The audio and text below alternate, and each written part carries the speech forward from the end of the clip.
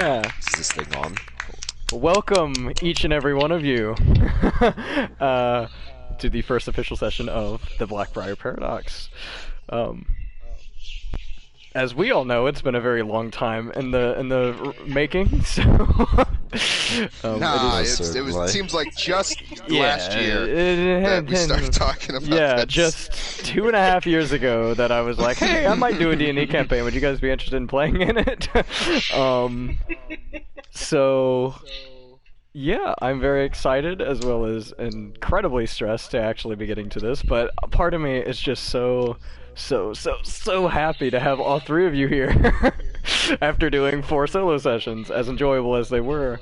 I'm really excited for your characters to meet each other. Yeah, some asshole needed 2. Yeah, some fucking asshole, god. How dare he? It is Ugh. most certainly great to be here. Yeah, I'm very excited. So,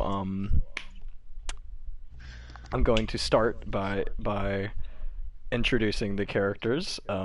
Not less introducing, I should say, and more recapping each character individually, with what happened in your last session, as well as things that might be easy to forget but are important. So just little reminders and stuff. So I will begin by saying, Curtain. Okay, we'll be right back. Okay, are you good? So, Ren. As a son of Trinith, you have traveled far and seen many places which, simply put, vex you in strange ways. Blackbriar is certainly one of those places. Having traveled for just over a month from the ruins of Terrafell, you arrived at the swamp-laden city and, without much hesitation, jumped right into your research, quickly discovering that you had found yourself amidst a city that was seemingly engulfed by some sort of dark energy. After discussing this with a local historian, Archibald Cronum, rather, Archibald Cronum, rather, Doctor, that is, or Doctor Clockwork, as he has been taken to be called, because obviously his name is easy to remember. You discover that the entire city, as well as the surrounding swamp, is located within an area known as a planar confluence, or, in layman's terms, a place on any given plane where the walls between the surrounding planes are unusually thin, most likely due to magical interference. So Blackbriar, as spoken by the doc, is unfortunately close to the Shadowfell, which might explain the dark energy, as well as perhaps even the creation of the swamp long ago, which is kind of an oddity amidst the high forests, this place that's basically anti-swamp. So after mentioning Terrafell by name to the doctor, he seemed to become quite frantic, asking you to leave and perhaps to drop by on a later date. Exiting into the night street, you eventually came across an uncomforting sight. The boy whom spoke to you in the ruined city when you first awoke, who pointed you towards an alleyway, speaking the words, "Make it count." Once in the alleyway, you found the corpse of an aged halfling whom you'd run into earlier that day, laying at the feet of 2 Thieves Guild members. You took the initiative to act pretty quickly, forcing one of the members to believe he was suddenly encapsulated within an iron maiden, forcing him to drop his bloodied dagger. It is unsure what conflict lies ahead, but surely conflict does. And I will recurtain. And I'm back. Excellent. That's good. Speaking of curtains, Kelsey, portequays.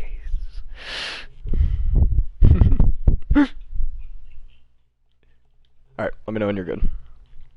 Okay, so, Thogak. The road to Blackbriar has been a long one for you, a folk hero of distant lands who has set forth into the world with the primary goal of finding your close friend Evelyn. Moe Boove, Lord. Bowie move. Bowie's like standing in front of my laptop. With the primary goal of finding your close friend Evelyn. Having found clues of her presence in the city of Phandalin after a year of searching, you and your guide set your sights on the swamp city of Blackbriar, hoping to follow an admittedly thin trail. Having arrived mid-afternoon, you got set up at the Drunken Owl Tavern and Inn, and set out into the sprawling city, first visiting Krellin of Old Roads, a human PI of sorts, whom, after a brief visit in which you learned about the Thieves Guild, pointed you towards Mother Monarch's apothecary, where a guilder who disappeared just over a year ago had been sent, having suddenly turned up earlier that morning. Once at Mother's, you attempted to question the half-elf to little avail, until, that is, you mentioned Evelyn's name. With wild abandon, he began spouting out various words, things such as white feathers, broken glass, shattered pieces. It's already here. Once he was put back to sleep by Mother, you exited the shop, passing several Thieves Guild members on your way out, before heading back to the Owl to wait for Sanzin, your guide. After close to an hour of waiting, and on the advice of Rhiannon, the bartender, you headed into the night-shrouded city in search of your guide. After another hour and a half or so of searching, having gathered that you were being followed by several Thieves Guild members, you heard a noise that most would find unsettling. A frantic call for help, followed by the sounds of a blade piercing flesh. Seeing a man dart into an alleyway in front of you, you followed suit, turning the corner to see that same man standing just in front of you, looking at what appeared to be two guilders. Both stood above the body of a small gnomish figure. Perhaps your friend, perhaps not. There's only one way to find out. Parte ways. Okay. And Keegan, last but not least, how about we draw that veil? Yeah. Alright, let me know when you're good. So, Kazara. You have lived in this city for close to 5 years, and in that time, you've certainly left your mark on the city. As one of its more action-prone citizens, you inhabit the moniker of the Onyx as a way of helping the few that you care about, as well as sating that nigh insatiable bloodlust that Varian seems to possess. This night, however, has been a strange one, even for you. Having given up on your daily meditation, you set out into the city to go about your daily business. Your plans were disrupted, however, when Arphaean and Lawrence of the Thieves Guild forcefully insisted that you come with them to meet the boss, in quotations, Ed Stone, a figure whom you've certainly become acquainted with. After taking you to the Thieves Guild secret prison, which to your eye appeared to have been assaulted the night prior, Ed Stone tasked you with finding the fabled Watcher, one of the city's more mysterious occupants, as well as a person of action, such as yourself. Having been paid handsomely, you then went to meet with Skiz, who, in a fad of spastic exposition, relayed to you the information that the Thieves Guilder, who had gone missing close to a year ago, had turned up earlier that same morning in an alleyway. He, for the most part, was speaking frantic nonsense, but apparently that's not all, as he was taken to the Corvellian for questioning afterwards, as opposed to being killed, which is kind of what the guild normally would do in a situation like this. Learning that two guild generals were meeting in private tonight, you headed to the Drunken Owl to catch up with Rhiannon before heading to the meeting. She told you about her day, specifically about a few of the more, unique patrons that she had served earlier, two of which had purchased rooms for the night, but had not returned to the hotel. After chatting with her and Munch, you eventually set out to catch the meeting, arriving early enough to find a good, nice, inconspicuous spot atop a roof. Listening to the meeting, you were able to ascertain a few things, mostly that someone might not be who they say they are, and that there appears to be a sinister plot underway, the details of which you do not know. After eventually getting spooked, the two generals left the alleyway shortly before you yourself heard a panicked cry for help coming from the alleyway right next to the one you were surveilling. Making your way over there, you peeked over the roof to see several figures in a standoff, a human and a Goliath at the mouth of the alleyway, and two Thieves Guild members about 20 feet down it, about halfway down the alleyway, just below you. At the end of the guild, at the feet of the guilders laid a seemingly dead gnome who matched a description given to you earlier by Rhiannon. As you prepared for potential conflict, a familiar noise sounded in the back of your mind, that ringing noise which usually coincides with images from Varian's past. Its presence can't mean anything good, especially not at the moment. And we will unveil ourselves. Alright, everybody. Thank you. And so we return as a not yet but soon to be united party, hopefully. Hopefully. I mean, I'm gonna run the other way. Oh shit, I'm out of here. Sure thing, pal. And so we unite after about 2.5 years of waiting for tonight's session, which has been titled The Blackbriar Paradigm. Woo! So it's a paradigm. It's one tenth of a dox. 1/10 of a dox. Stupid. Can't carry nearly as much wood and stone, though. No, I gotta do it. I gotta keep up that kind of shit. I'm the No, bard. do it. Do it. That's perfect. Yes. And so with murder, it begins. Oh, Starting murder. with a murder, yes. Oh, yes. A murder of crows. Not really. Oh, With shit. Rin, we will begin. Oh. So, the night air comes to a standstill as you, Rin, son of Trinith, race into the alleyway, having heard a cry for help only moments prior. As you rapidly round the corner, you see two Thieves Guild members standing over the body of an aged halfling, one of whom is grasping a bloodied dagger. Acting quickly, you first attempt to heal the gnome, to no avail, however. Following this, you cast Phantasmal Force on the man wielding the dagger, making him believe that he is suddenly locked inside of an Iron Maiden. He quickly drops the dagger and tenses up, unable to move. Suddenly, from behind you, you hear heavy footsteps rapidly approaching you from the street.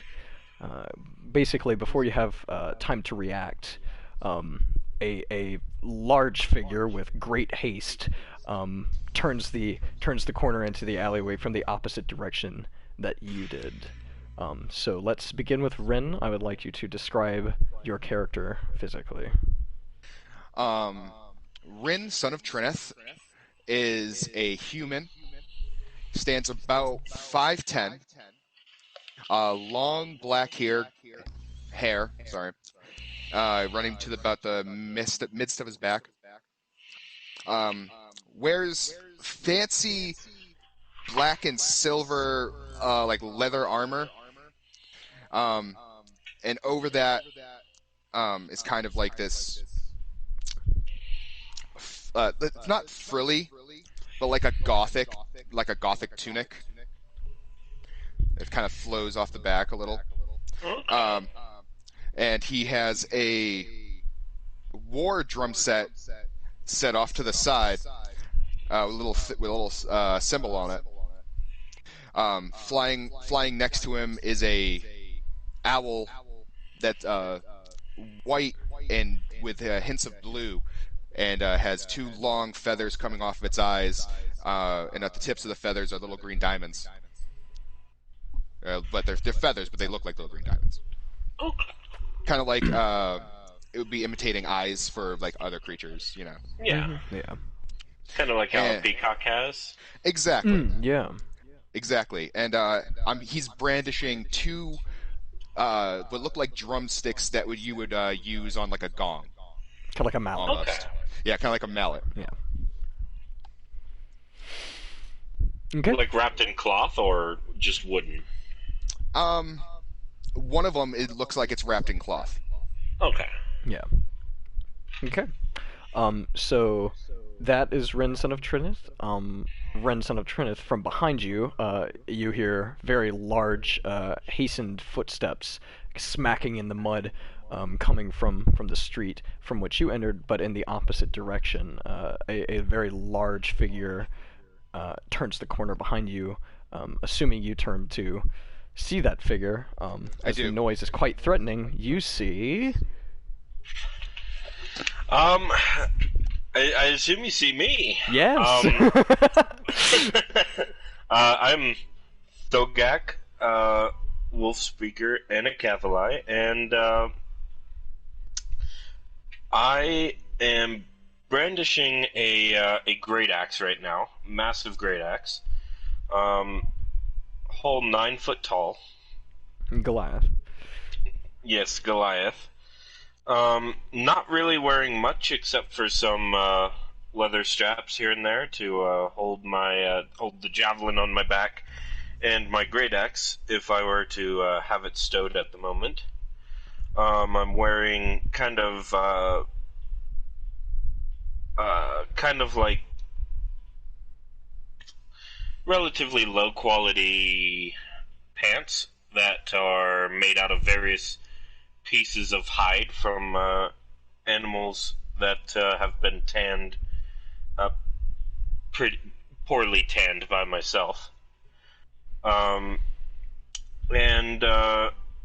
wearing, the signature sandals, leather sandals. I have, obviously, the gray skin of a Goliath. But I do have hair. And I have, it's in thick dreadlocks. I guess would be how I explain it. Mm-hmm. Kind of pelty, very thick. Hair. Yeah. Tied back in a short kind of ponytail, sorta. And I have a long, flowing gray beard that's braided on from the mustaches going down. Just two braids going down. And have, like I said, gray hair, gray eyes, gray skin. Very gray. Yeah. Yeah, very grayscale. And Goliath. lots of muscle. Lots of muscle. Excellent. So you, Thogak, turn the corner to see Rin standing in front of you, about 5 feet. You don't quite enter the alleyway as he's standing in the mouth of it unless you want to stand next to him.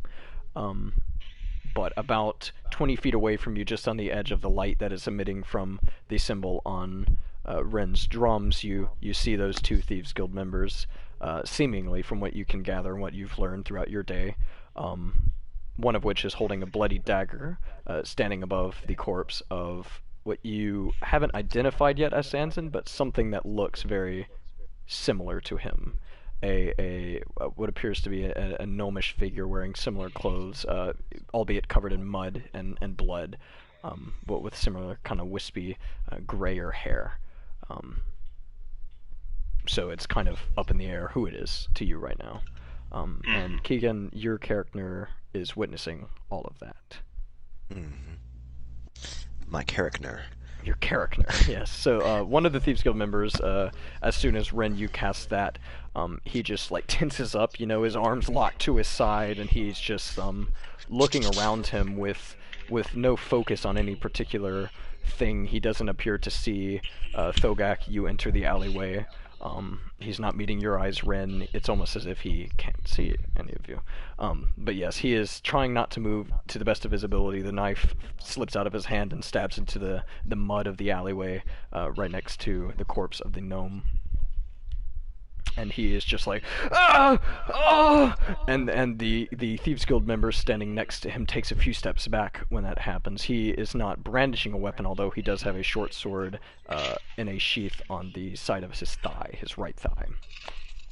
Both of them are wearing bandanas over their faces, obscuring most of their faces, and he is just, his eyes are darting around at what he can see, and he looks terrified and sick at the same time, and he's not quite sure what to do. Brandishing my drumsticks, and I don't know who's friend or foe. Obviously, the other guy's foe, but I don't know if he's friend.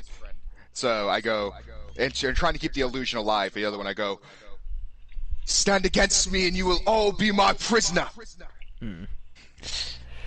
And shortly after you do that, you see movement on the roof above you. It will be to your guys' left on the alley, the roof to your left. Okay. And a figure, if you pay attention to the movement, a fairly tall figure from the top of the roof calls out to you, and with the words of, "Ryan, I've been looking for you lot, and I would like to how high up am I right now?" So you're about, this building, it appears to be, I want to say you're on the rooftop of Bertrand's right now. If I recall, let me pull up that map real quick. Map, there it is.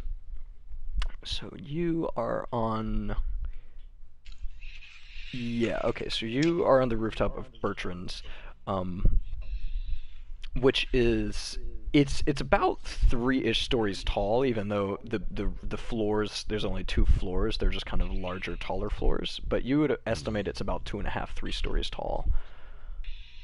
Oh, so let me just jump right off. Yeah, if you are looking for ways to jump off, pretty close to you actually, leading down into the alleyway, there is a sort of elevator system that would be used to cart things up to the roof where you, it's a flat roof that you stand on with a little bit of an edge, like a lip, that comes up to about your, high, like just below your waist probably, with a slight slant, a few shingles, and then it, drops off into the alleyway. But there is a pulley system that extends over the side with a rope. The elevator is at the bottom.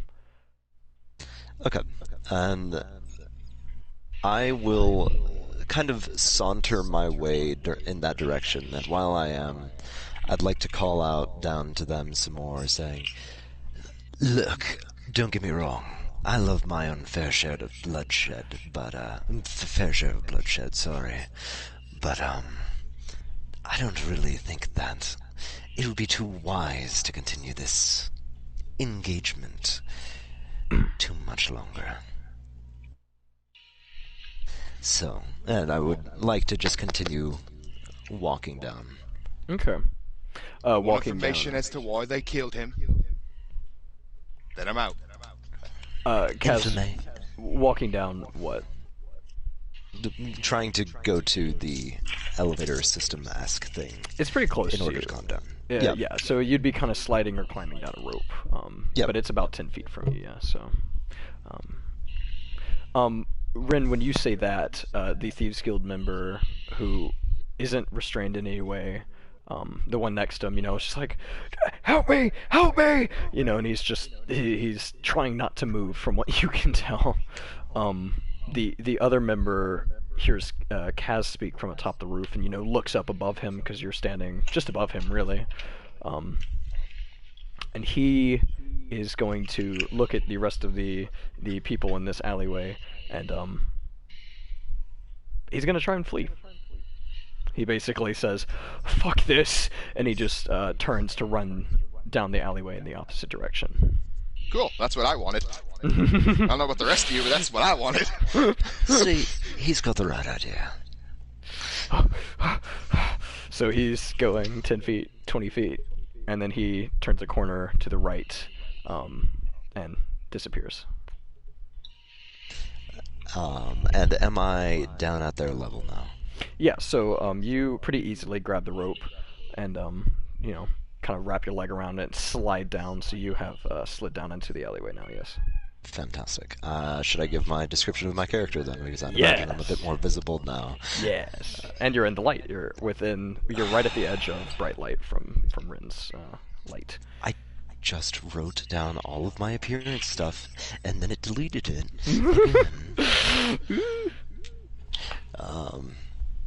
But yes, so before you stands a fairly tall, a 6'3", and what you would be forgiven. Okay, there we go. It loaded. Before you stands a tall, thin elf with braided, shoulder-length silver hair and very pale skin. Upon first glance, you'd be forgiven for seeing him as a high elf, maybe a moon elf. But upon closer inspection, he is quite clearly a drow. A younger, fairly attractive drow, but a drow nonetheless. His left eye holds a piercing white iris set upon a deep black sclera, offsetting his right, harboring a deep violent crimson iris, dissuading any thoughts of normalcy when it comes to his appearance. His furrowed brow and focused look accentuate his defined, sharp features quite well, and it almost looks as if he has never known another expression. He wears a neat, off-white button tunic with his sleeves neatly rolled up, with a fairly decently taken care of dress vest over top. A thick, long hooded scarf lays around his neck currently, and one length of the scarf goes down to his knee from the front.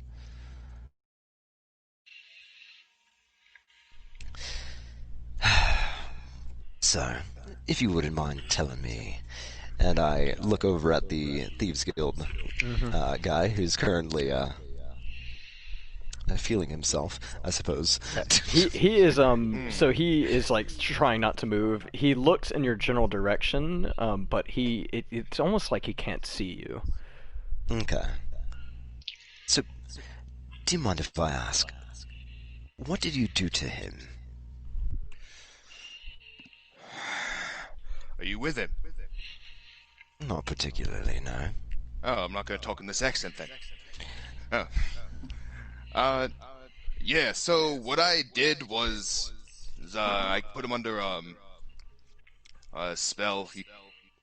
He's now trapped in a Iron Maiden, and I make air quotes Mm-hmm. because you can't see him. Right. That I can control the size of. And just, like, next to you, he just goes, "Please let me out!" You'll be let out when I get the answers I want. And I am definitely checking to see if I recognize this Okay. gnome.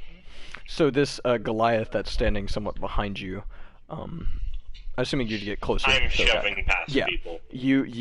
he just kind of blows past you, not colliding with you, but definitely brushing past you, and runs up to the gnomish figure, which once you get within at least 10 feet, it is definitely Sanzin. I am immediately chasing after the one who ran away. Okay. well, I assume that's a friend of his. Yeah, Hi. I guess so. By the way, I must admit, that is a very jarring accent change. Yeah, it's kind of the point. Yes, anyway, I was looking for them in particular. So if you wouldn't mind, I need to go catch up with him. Feel free to do whatever you want with that, Iron Maiden of yours. Looks very dangerous, and I'll let you have at it. Oh, thank you.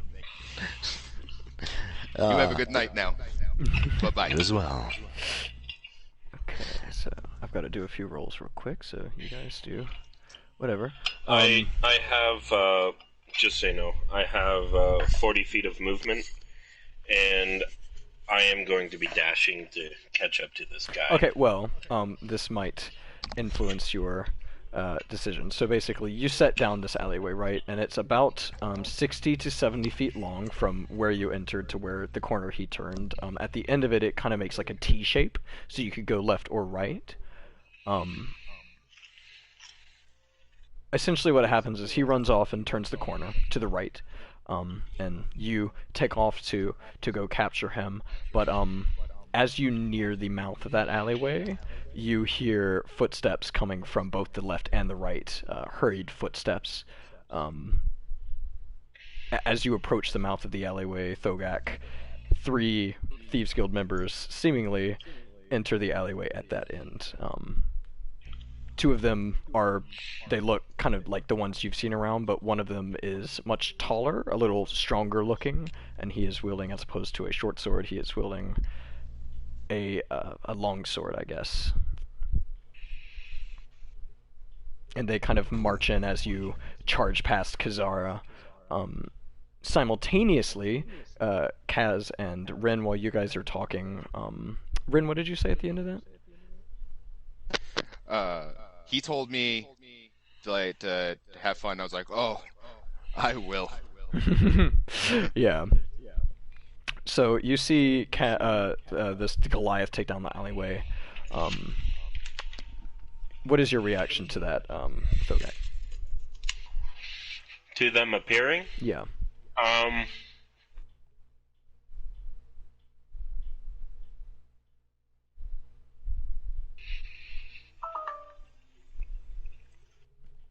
At this point, I'd be raging Yeah.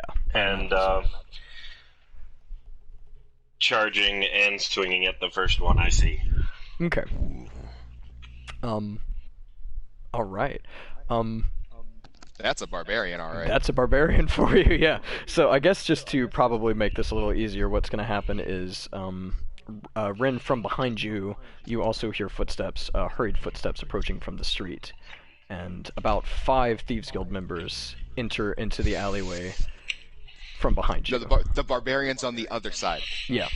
Josh did the bar. All right. Cool. That being said, what happens is we are going to go ahead and roll initiative. All right. So I have Alright. to roll 4. Tell me when you're ready. Okay. Yeah. What'd you get? 13. 13. Okay. Alright, Mark. I got a 19. Okay. 9. 9. Cass, okay. I'm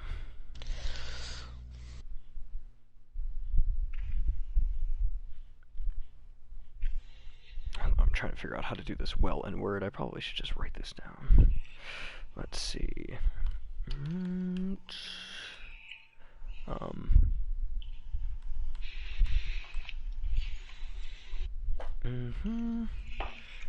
Dudes. Oh, okay. Well, that's actually. What did you get? Thogak of 14, you said? 13. 13. Ooh, okay. Oh, this is about to be interesting.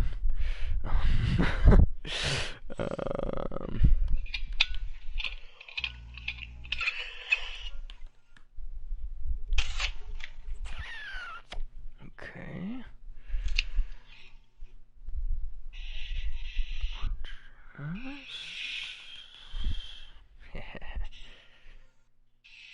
Okay. So, I will allow you that swing. So go ahead and make an attack roll. They all enter at the same time. The biggest target is definitely the guy with the greatsword. Yeah, him. Okay.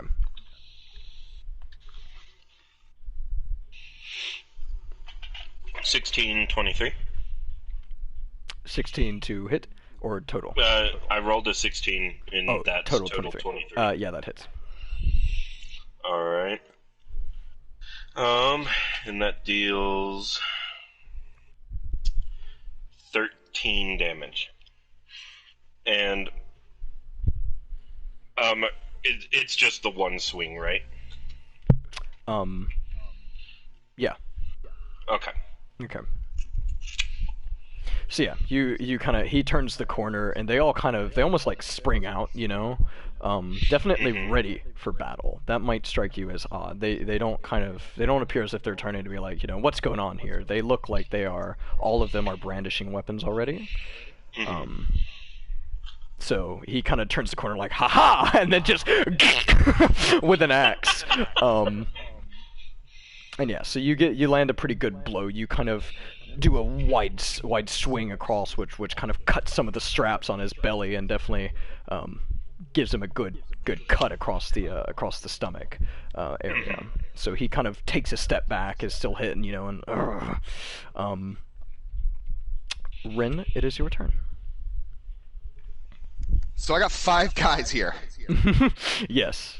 No burgers, no and fries. How far away are they? They are like right there.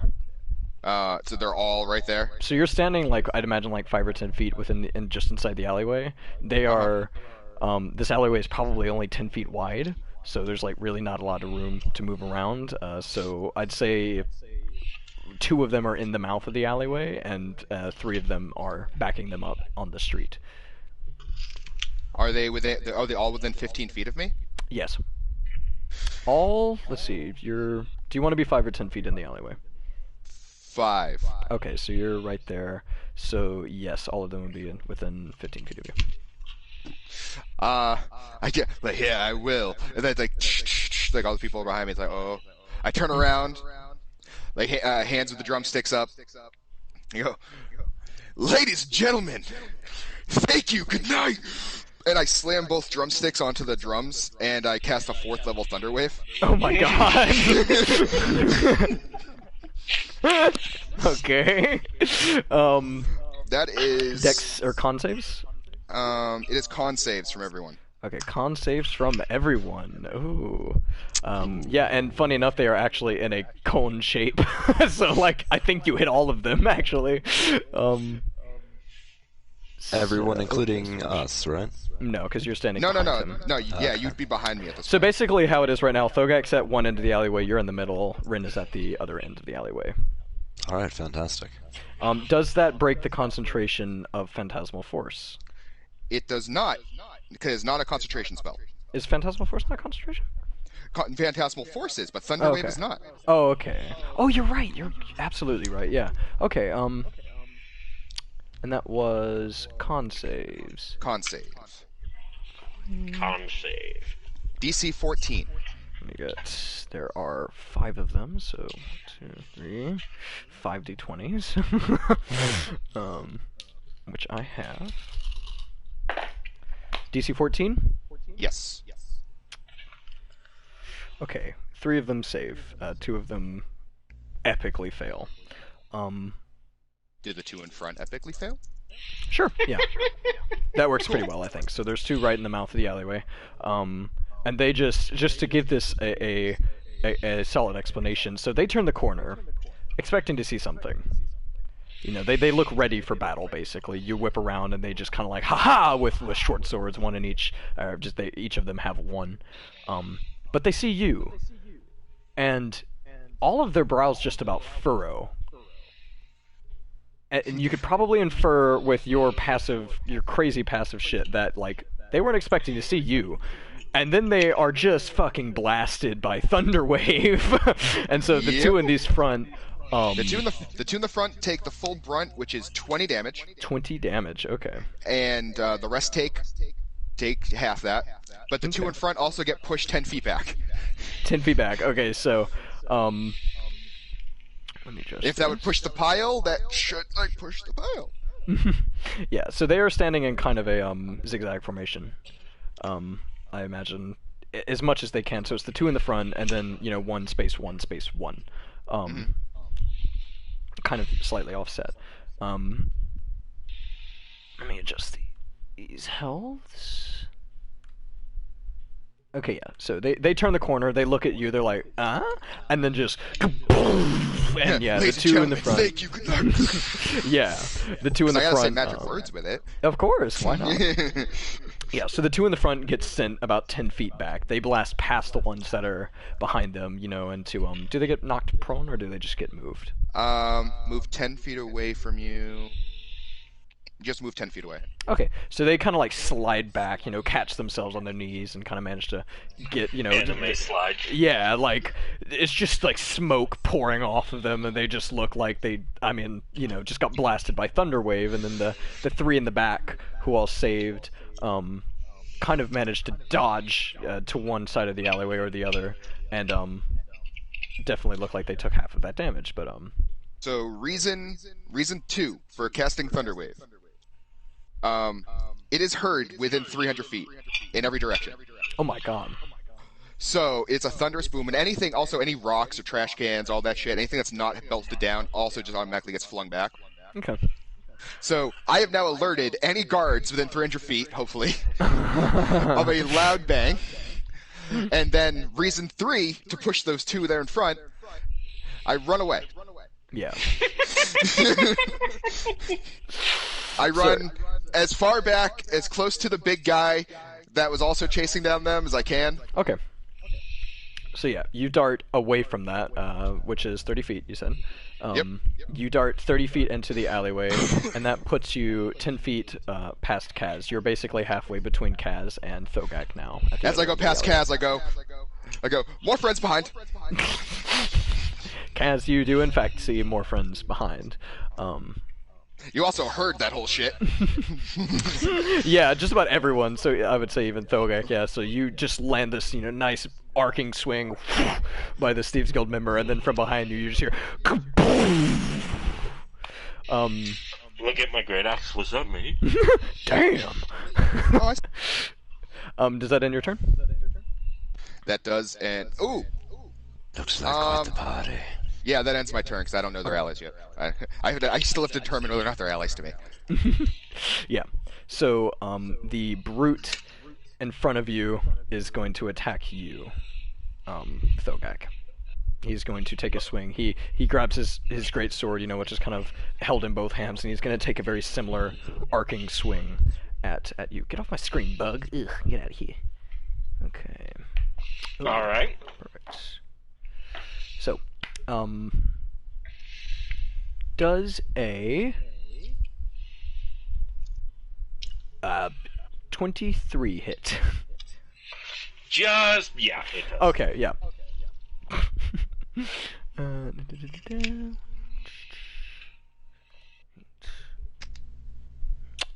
Cocked roll. Okay, good. So he is going to do 7 slashing damage to you, which you will have because you're raging. I think. Don't you take less? Mm-hmm. Isn't that one of the ones you mentioned too? Okay. It's bludgeoning, piercing, slashing. Okay, so he does 7 slashing damage to you. Okay, I rolled that wrong, but we're just gonna stay with it. 7 slashing damage to you.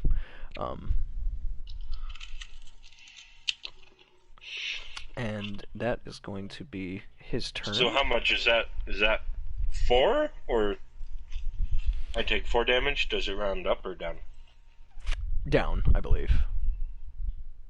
For players, generally it rounds up. For NPCs, it rounds down, is what I want to say. That's a great rule of thumb that a lot of professional DMs say. Okay. It feels So right I take to me. 3 damage? Yeah, so you only take 3 damage from that. So he kind of looks at you, you do that, and he takes a step back, and so he tries to do a very similar thing to you, and you more successfully, but not entirely successfully, manage to pull the same maneuver he did, where he, he gets you just like a very nice scratch across the belly, basically. Okay. So, why is that open? Get the fuck out of here. Okay. So, next turn, are going to be the grunts. So, we're going to do just for posterity's sake, we're going to do the 2 that are right here next to you, Thogak.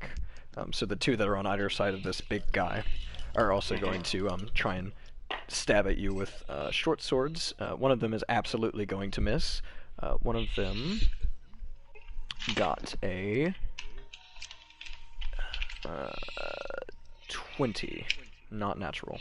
That hits, yeah. Okay, so one of them kind of tries to take a stab at you, which you pretty easily avoid. It's a very frightened stab.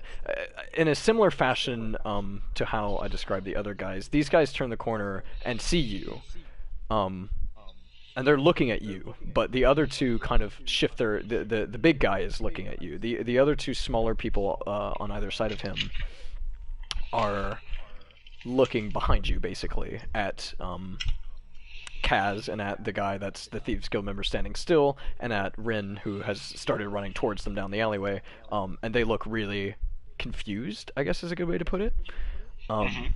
So one of them takes a stab at you and misses. The other one managed to pierce, which will deal 5 damage, piercing, so 2 damage. Alright. Yeah. Okay, so on the opposite end of the alleyway, 2 of these My dudes side just of the got alleyway, fucking blasted, yeah. 3 of them dodge, and 3 of them kind of... 2 of them file back into the alleyway. The 2 that got blasted just turn and run. The 2 that were right there that took that initial thunder kind of strike, they kind of collect themselves and they just look at the alleyway, and they, in a similar fashion to the guy who ran initially, just say, like, they just look at each other and nod, and they just take off in opposite directions. Yes! Intimidation! But 3 of them win. still remain. So those 3, 2 of them are going to come at you, Kaz. And one of them is going to not do anything. He's going to hang back. Right, what's going on here, lads?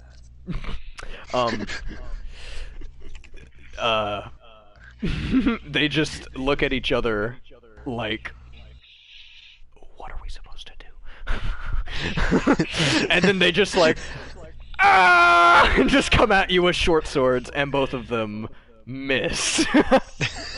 They just like a very like discordant, like just charge at you with short swords, and you probably could just easily just kind of like deflect them. Yeah. I'm imagining my character not even like deflecting them, just kind of like moving his shoulder and like moving aside his head to just dodge these swings, and it just. So, do we actually try now, or like, is this an attack on me? Because we really don't want to try this. They look at each other like they don't know what is going on. Basically, they're like, they look, you know. Like a plan is falling apart, I suppose. You know, it's kind of a very frantic, what the hell kind of moment for them. And with that, it is your turn, Kath. Alright. Then I am going to...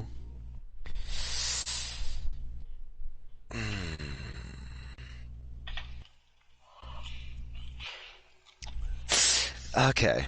I'm going... Wait. Didn't Kaz get a 9? Yeah. Yeah, Thogak didn't go yet. Yeah. Wait, did you not? Oh my No, god, I he gave deleted that- you. that I accidentally one. deleted you from the initiative. Yeah, it's your turn. I apologize. Oh my god. Alright. Whoops. Okay. I was like, this looks small. Okay, yeah, sorry. Thank you for reminding me of that. Yeah, no problem. So I am raging, and I am going to swing at the big guy. Since he's still doing the most damage to me, 3.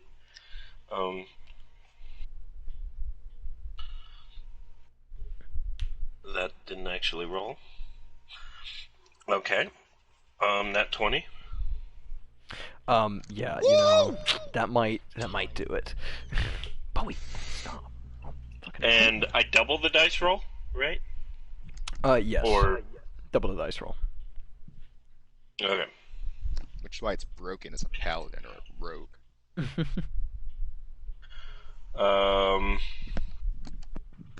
24 plus 2 because I'm raging is 26. 26 damage total. 26 damage.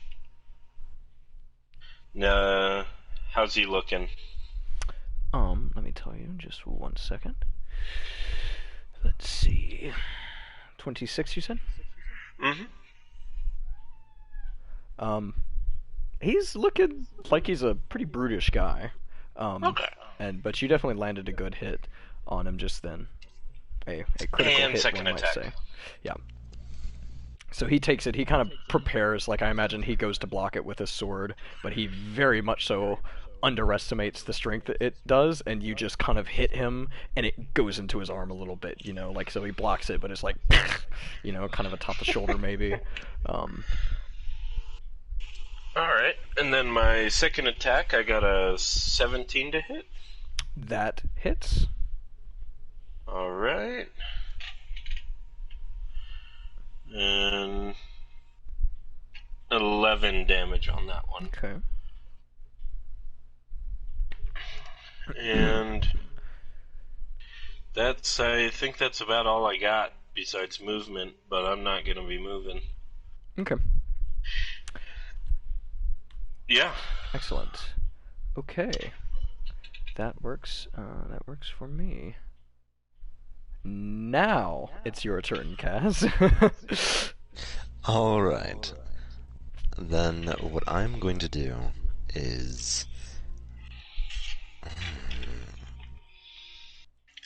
I'm going to... Alright, I'm going to clap my hands together Okay. and draw a billowing crimson blade. Ooh. And what I'm doing is I'm casting Shadow Blade. And for my action, I'm going to blend with shadows.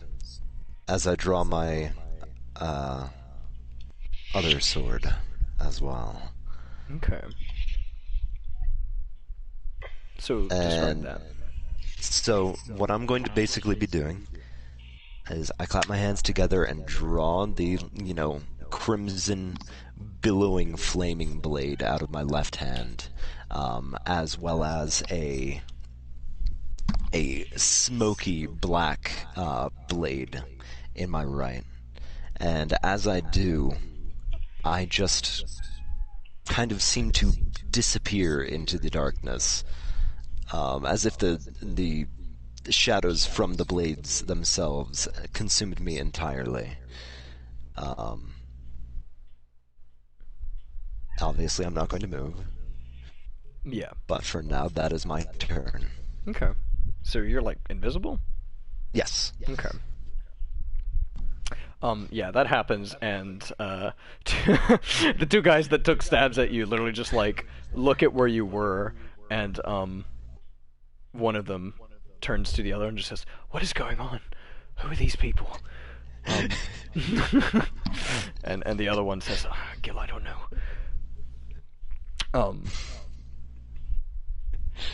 So yeah, so that's your turn? Yes. Okay.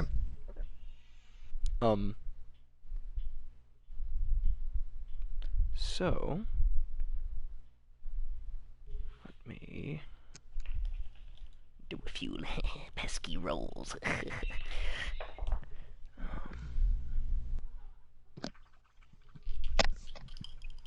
Cass, what's your passive perception? Not very high. Okay. Which Mine's the opposite of his. Yeah, very high. uh, I know. I didn't ask you because yours is fucking ridiculous. 10, you say? 10. 10. Yeah. Okay.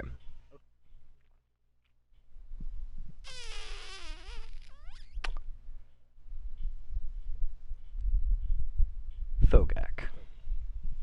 Thogak. You... Okay. Does an... Oh shit, those two guys that ran away? Does an 18 meet your AC? Or exceed it? No, it doesn't meet it. It surpasses. Surpasses it, okay. So you hear something come from behind you. Kind of like a... into your back right shoulder. The back of your, basically your shoulder, behind you, and you feel suddenly a very sharp, stinging pain, on your back, and you take, 6 piercing damage, so that'd be 3 piercing damage, and God, where the fuck? Why is it like I set aside die and then I need them and I'm just fucking blind? I guess I don't know. So Damn it, Bear, you're Welcome invisible. to being a DM. yeah, I know. And then 3 poison damage. Does your rage? It does not Okay. nullify poison damage. Okay, so you take you only take 3. That's not half. So that's you take 6, half that 3 damage piercing, and then 3 poison damage. Yeah. So 6 in total. Mm-hmm. And that is going to happen again. So from behind you, and in a similar grouping to that last one, you hear that same kind of from above you over your shoulders. And you feel it again, basically. Okay. Which is going to be 5 piercing, so 2 damage, 2 piercing damage for you, and an additional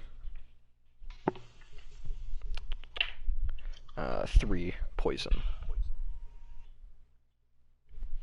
All right.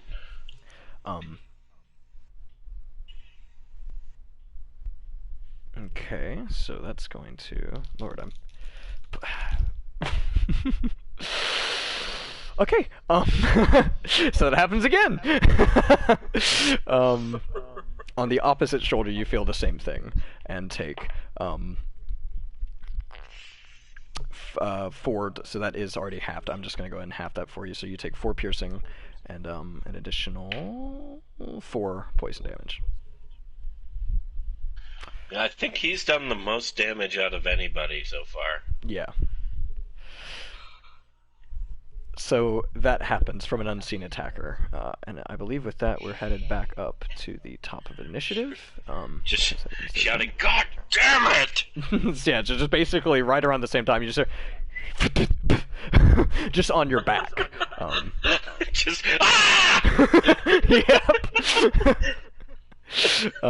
Yeah. He just got fucking Ace Ventura. So yes, we're back at the top of initiative with Rin. Alright.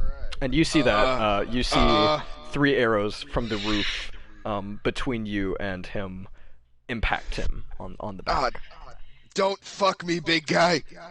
And I go, do. And I'm gonna use a bardic inspiration to put up my mantle of inspiration. Okay. Fantastic. I can choose up to 3 creatures that I can see.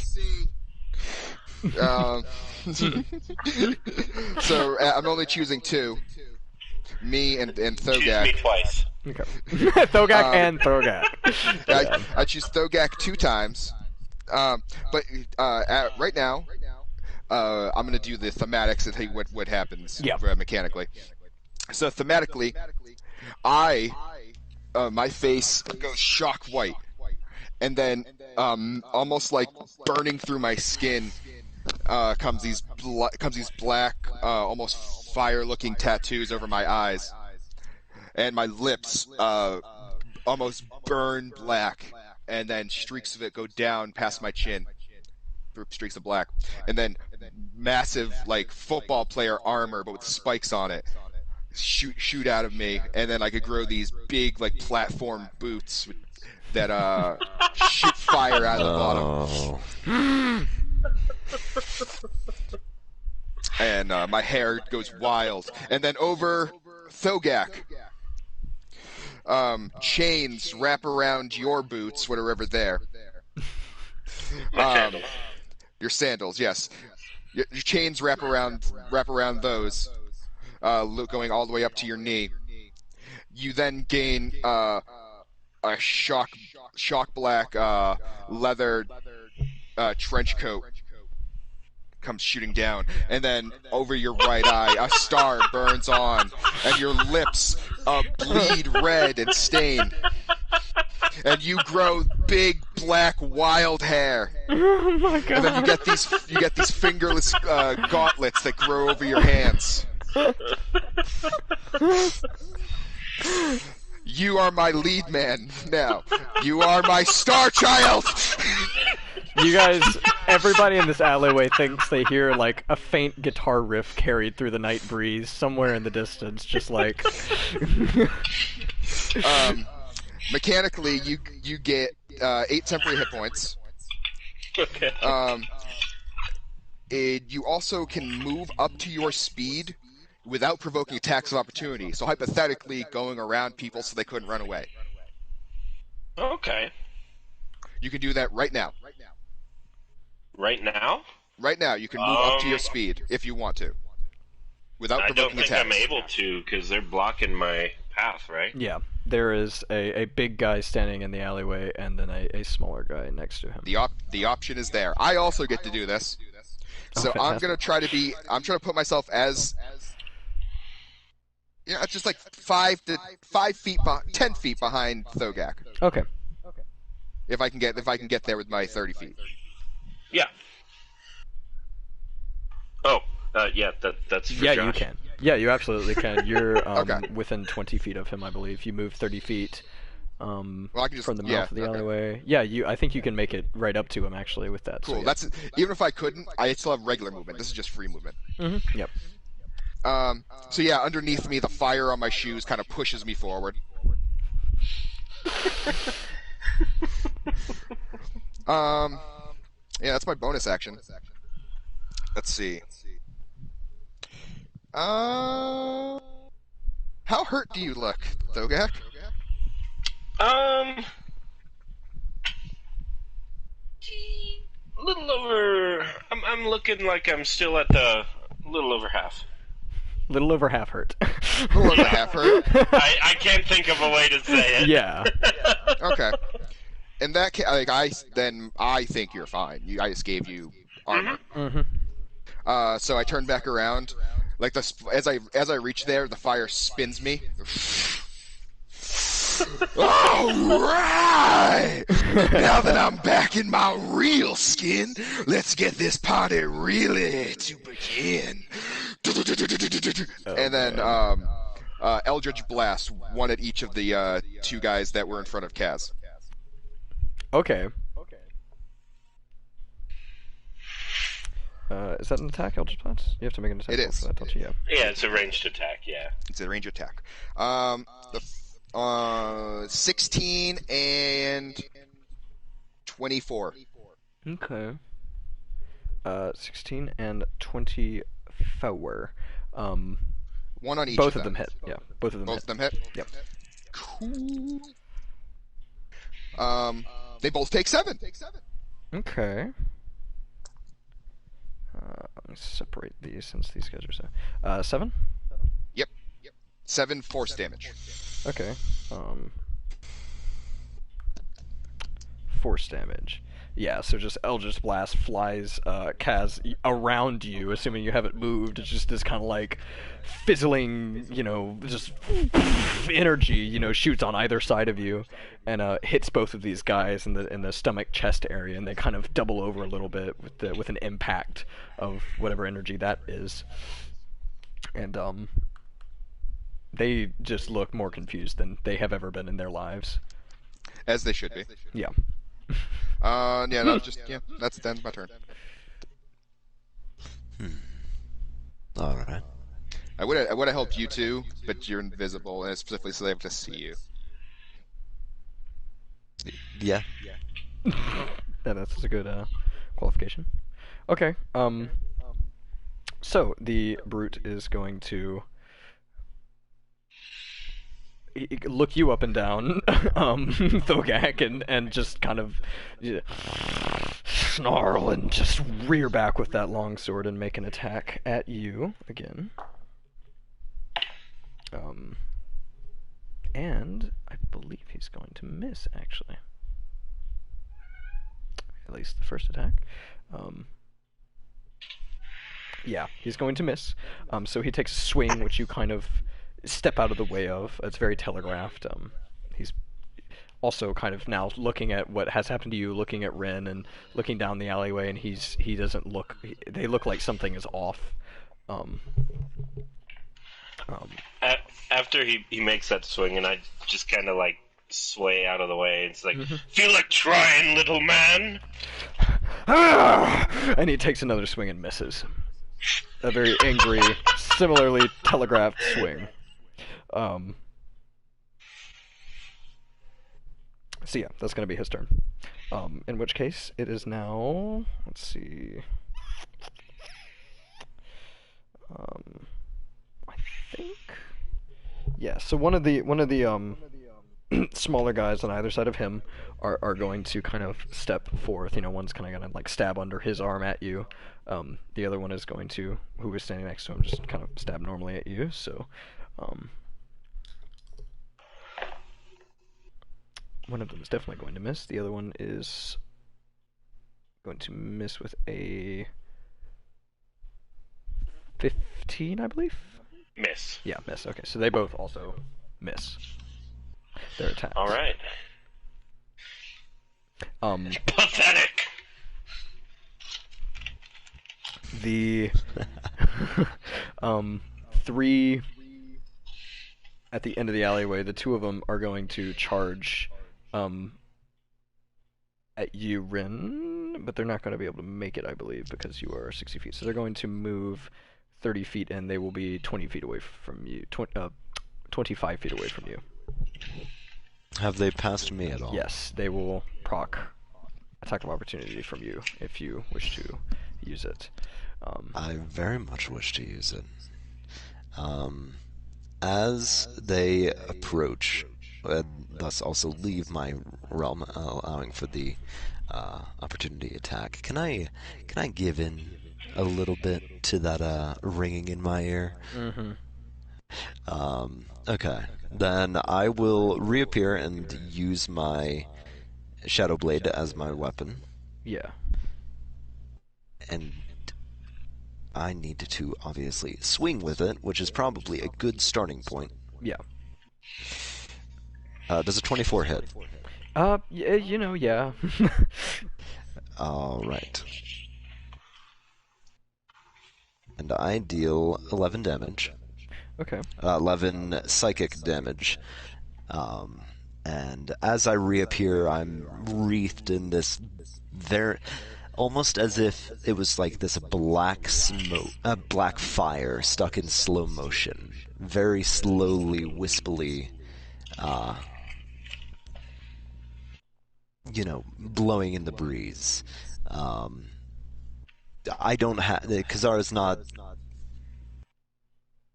It's just the form of a man in this fire, and it has two crimson eyes, same color as the blade, and I just thrust the black blade into this man, trying to stab him with it. Yeah. You succeed Into very his- much so. He kind of hears this, like behind him as he passes, and he whips around to get stabbed by a slow motion fire blade of darkness, and yeah, he just looks terrified, as well as in a good amount of pain.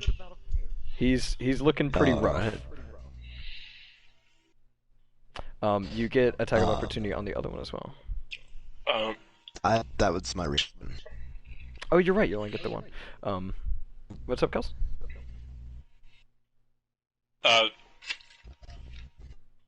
Nothing. You can finish your turn, Bear. That was my yeah, it was his reaction. turn. My reaction. Yeah. Yeah. So, the one that's still at the end of the alleyway that was standing behind those two before they charged past you, Kaz is going to see you, and kind of be scared at first, but then just assume an expression of anger, Okay. and come at you. He's gonna charge at you with the short sword, and does a 10 hit. No. No. So he's very angry, and he comes at you, and swings once and misses, and then takes another swing, and misses with, no, actually 15. 15 hits. Okay, yeah. So he misses the one time, and then he jabs at you a second time, and lands a hit for 5 piercing. 5 piercing. So he kind of, there's formless, that he's attacking. He just kind of aims center mass, I guess, and kind of Well, he most grazes certainly you. strikes. Yeah. So that is going to be their turn. It is now your turn, Thogak.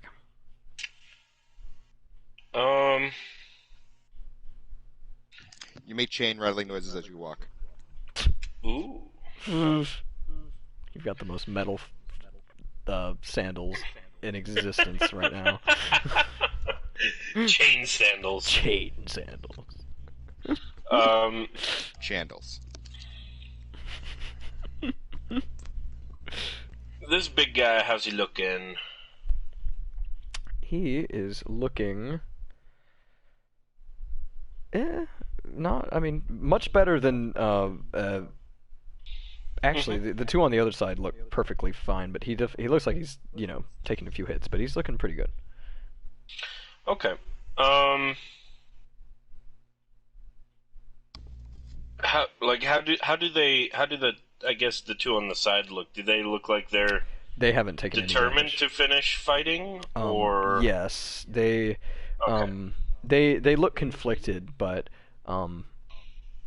yes, they look specifically at you with a determination to attack you.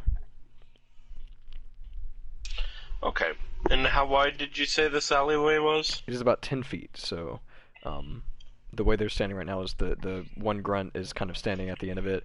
There's a smaller one to him, and then there's one kind of behind the big guy. Okay. Maybe, and where am I in the relation to the mouth of the... So if you imagine kind of like a right angle made of squares, so you've got one block, a block above it, which is perpendicular to the corner of the building, and then a block to the left of that forming a turn, like a left 90-degree angle. They are standing in the first block of the alleyway, so like at the edge of the building there, one block in, to the right. Okay. So basically you're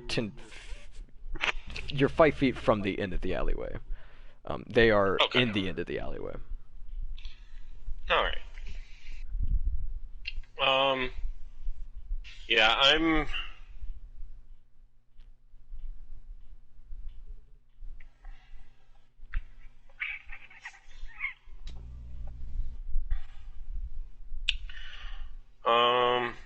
think I might try attacking one of the smaller guys next to Okay. me, the closer one. Yeah, I was about to say the one that would be easier to attack. Yeah, go for it.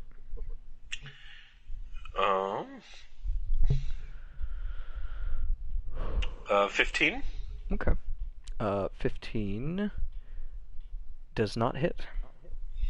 Alright, I'm taking a second attack towards him. Okay. This one's 22, fuck him. Yeah, that absolutely hits. So he deflects the first one kind of with a short sword. You know, he's pretty nimble. These smaller guys look more like members of a Thieves Guild than the big guy for sure.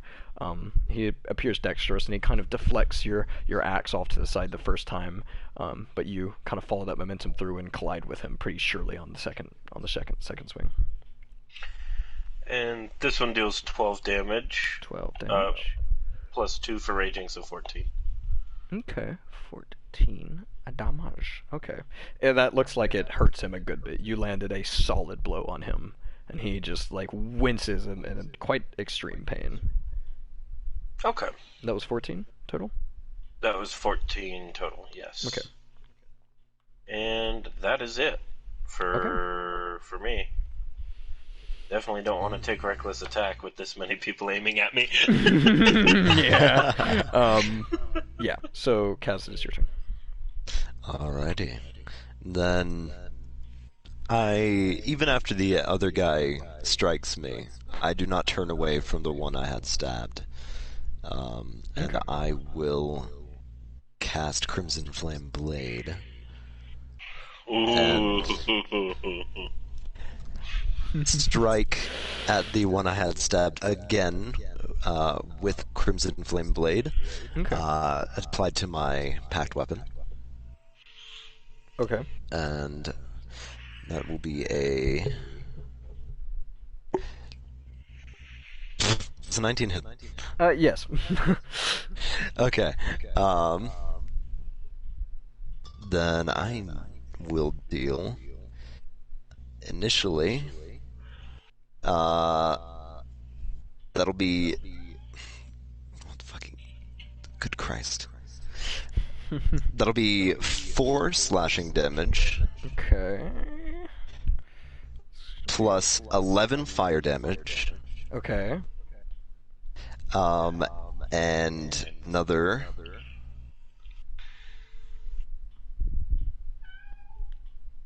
Oh, fun. Another 7 fire damage leaps off of him into his neighboring ally. How much leaps off of him? 7. 7. Okay. Does the one I had stabbed initially die? how doth thou wisheth to doeth this?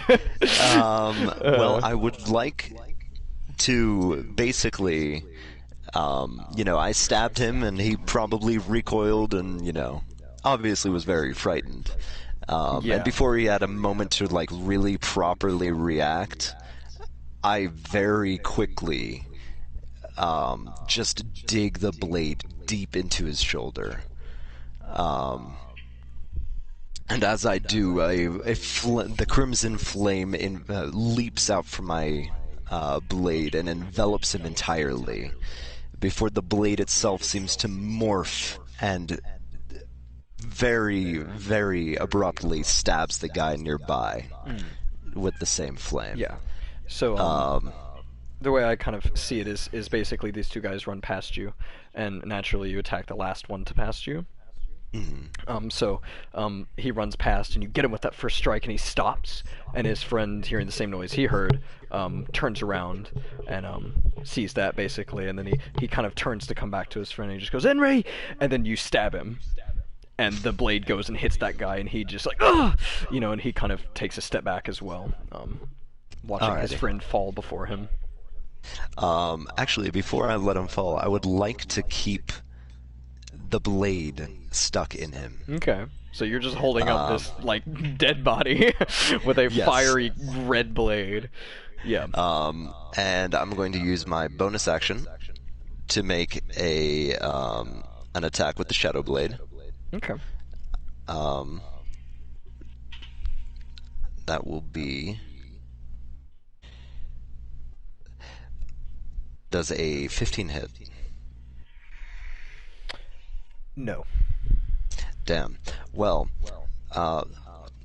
yikes. I'm going to attack. I'm going to basically use the blade that was stuck into the guy, kind of holding him there. And before even like pushing him off or anything, I'm just going to try and slash through him into the other person. Trying to really spice up the blood. Does a 17 hit? Yes. Okay. And that'll just be a standard...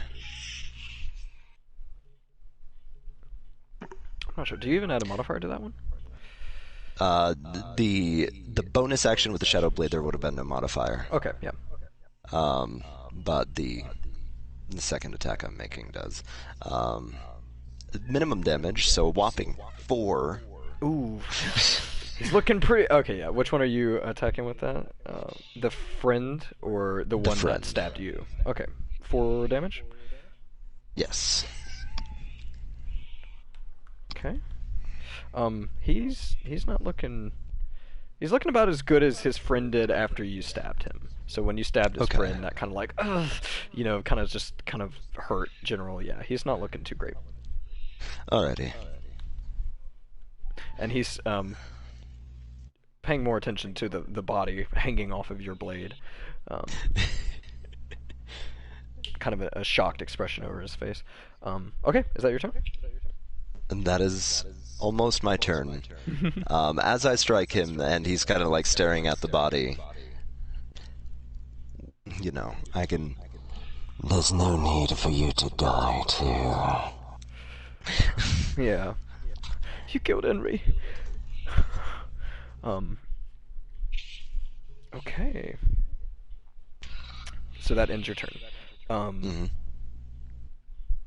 I imagine all of you... Well, maybe not you, Kaz. You're kind of dealing with other things. Sorry, let me throw a donut at my cat. Real quick. As you do. Yeah, just normally. It's a empty donut bag.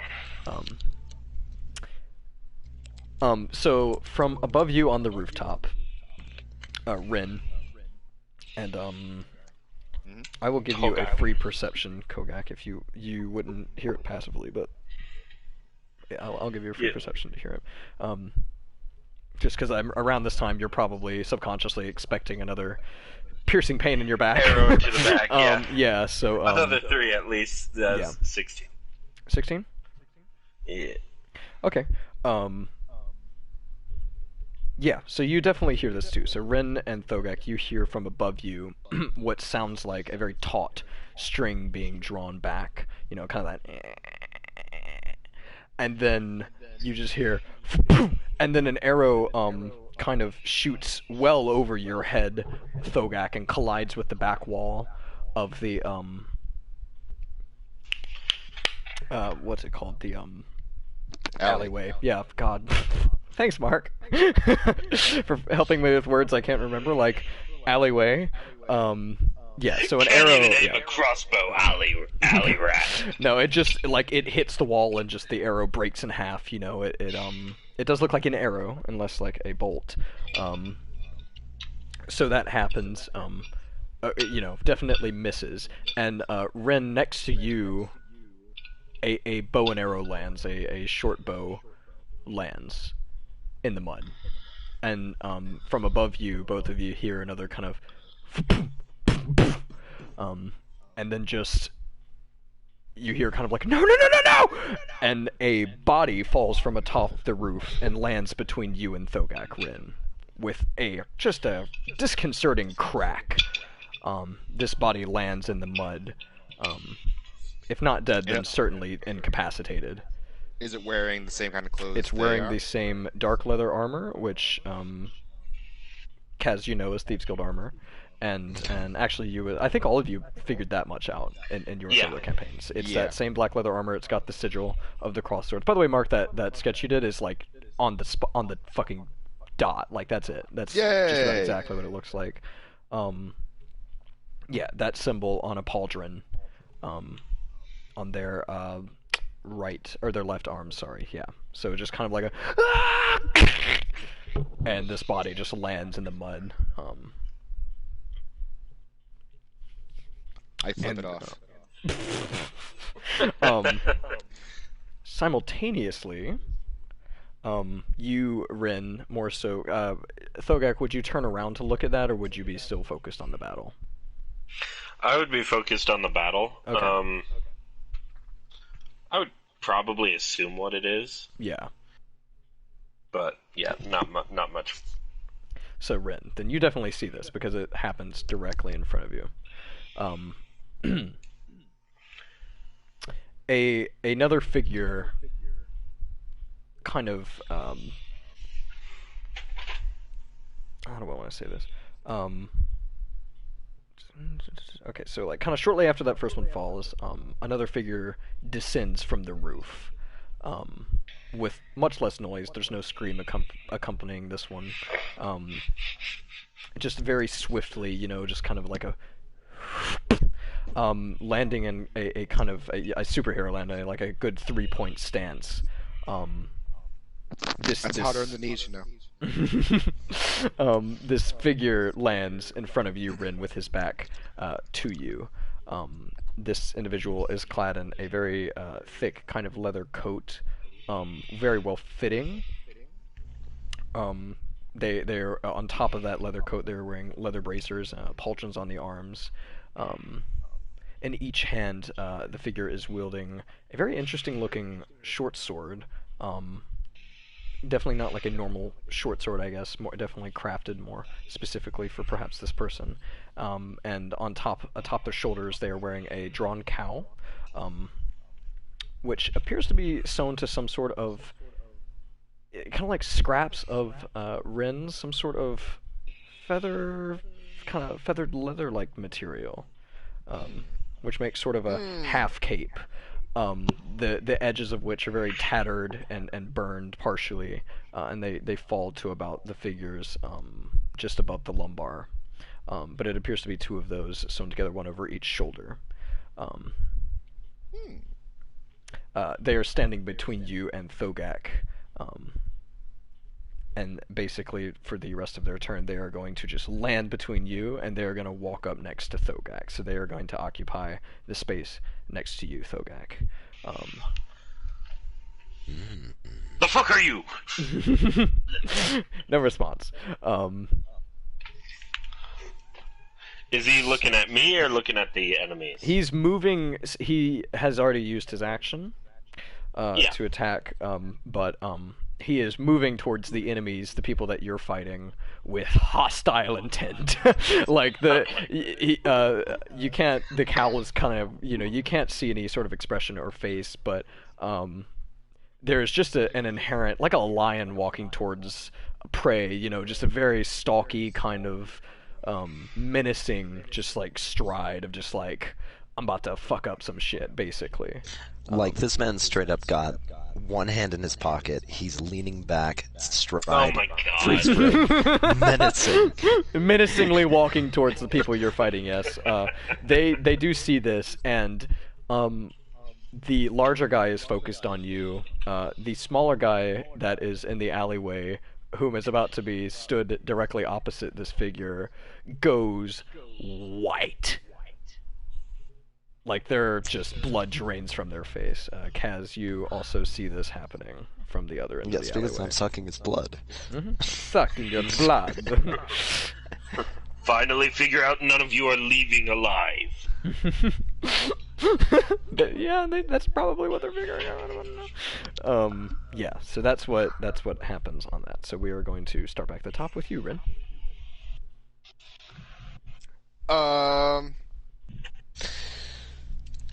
So that big guy's still there, right? Yep. Alright. And that other one that was running towards me from the other side's more focused on Kaz because he killed his friend. Oh yeah, there's two by Kaz. So one of them stabbed Kaz, the other one is getting attacked by Kaz, and one of them is dead. Oh. There's another. Alright, so the one that stabbed Kaz then. I look at him. Yeah. And to everyone else, I lightly just tap my symbol.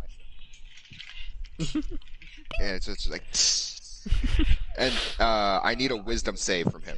From him, okay. Oh god. The thing he's proficient in. No. No.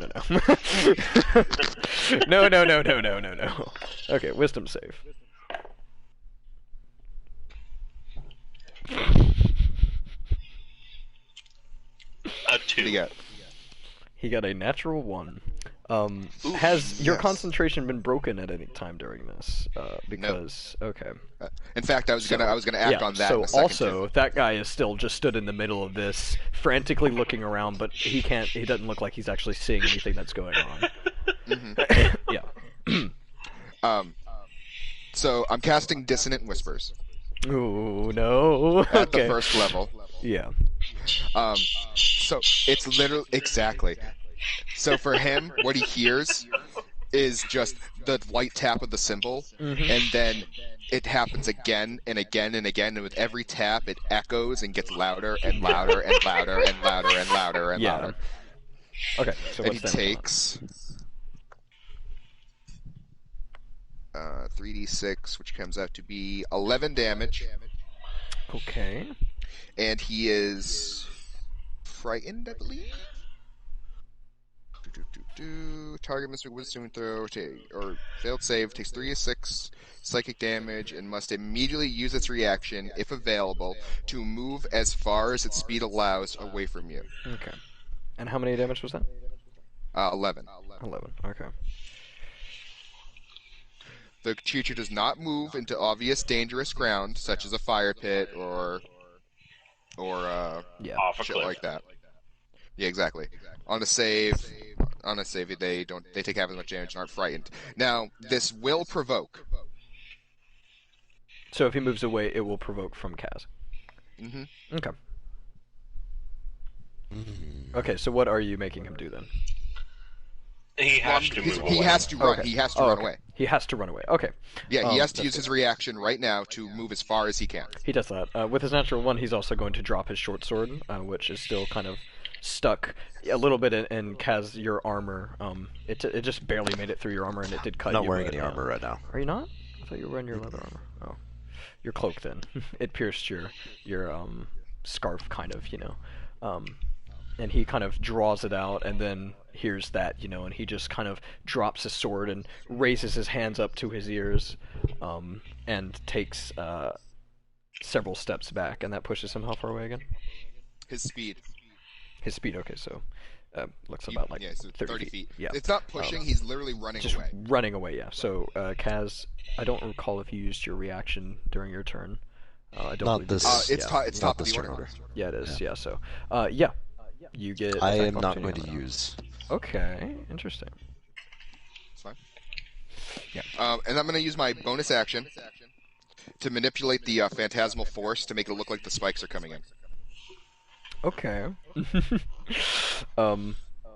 Yeah. So the guy in the thing, he's just stood as still as he can, and he's kind of like, what's going on? What's going on? Like it just starts screaming. He's just stood in place screaming now. Okay. He takes 2 psychic damage. 2 psychic damage. Okay. He thinks it's piercing damage. Yeah, it's psychic. Yeah. If he did have the whereabouts, on his turn, he could make an intelligence investigation check to try to break the illusion. Okay. If he would have the whereabouts. I mean, it's up to the... I did not it's up to even you. put him in initiative because he doesn't know what's going on right now at all. Fair enough. 2, you said? Yes. Okay. That's your turn? Yeah. Yeah, that's my turn. Okay, so the big boy, in front of you, Thogak, is going to attack you again. Oh shit, that actually might hit. My die have been betraying me tonight. I feel like, 18? That hits. Okay. So he lands a blow with his longsword. If it comes to it, I promise I will heal you next round. No problem. If it comes to it, it's definitely the stipulation there. I mean, you gave me an 8 temp health, so... I'm actually rolling a different die for this one, so it's going to be... That 8 is the max damage I've taken from one person so far. You were taking another 8 slashing, but half that to 4. Okay. Because you're still raging. Yeah. Mm-hmm. Okay. Yeah, so you take 8 slashing damage from that first attack. He's going to swing again and definitely hit you. He rolled a 19, so... No, that one misses. Oh, okay, yeah. Okay, so he does even less damage on this one, so it's going to be 6, half it to 3 slashing. Alright. I took no damage. Awesome. But he is starting to... His attention is starting to shift less on you and more to the figure approaching from behind you. Okay. So that's going to be his turn. I believe the grunts are next. So, I'm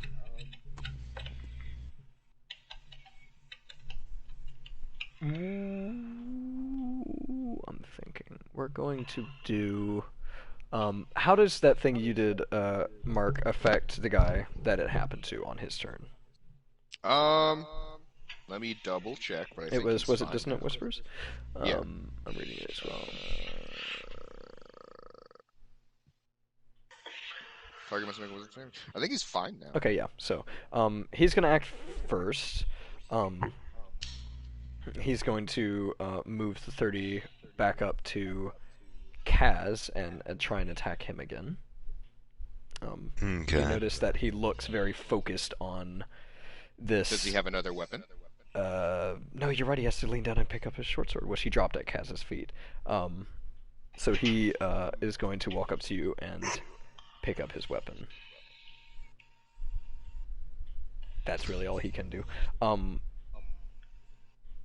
The other one Picks up weapon menacingly.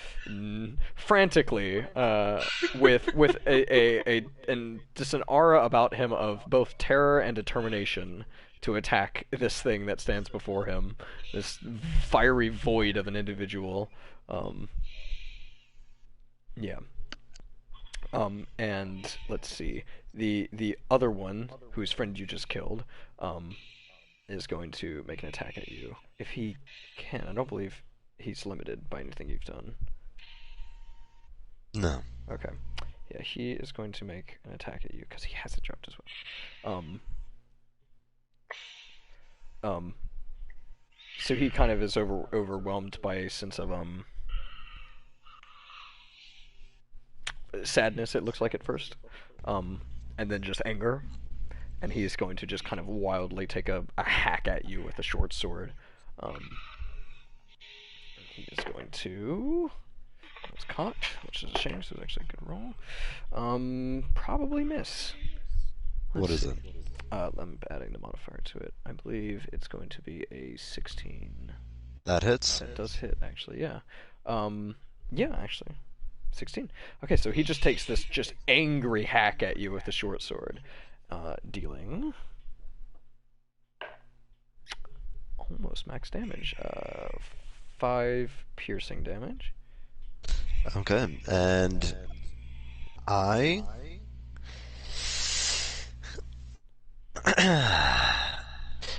would like to point at him.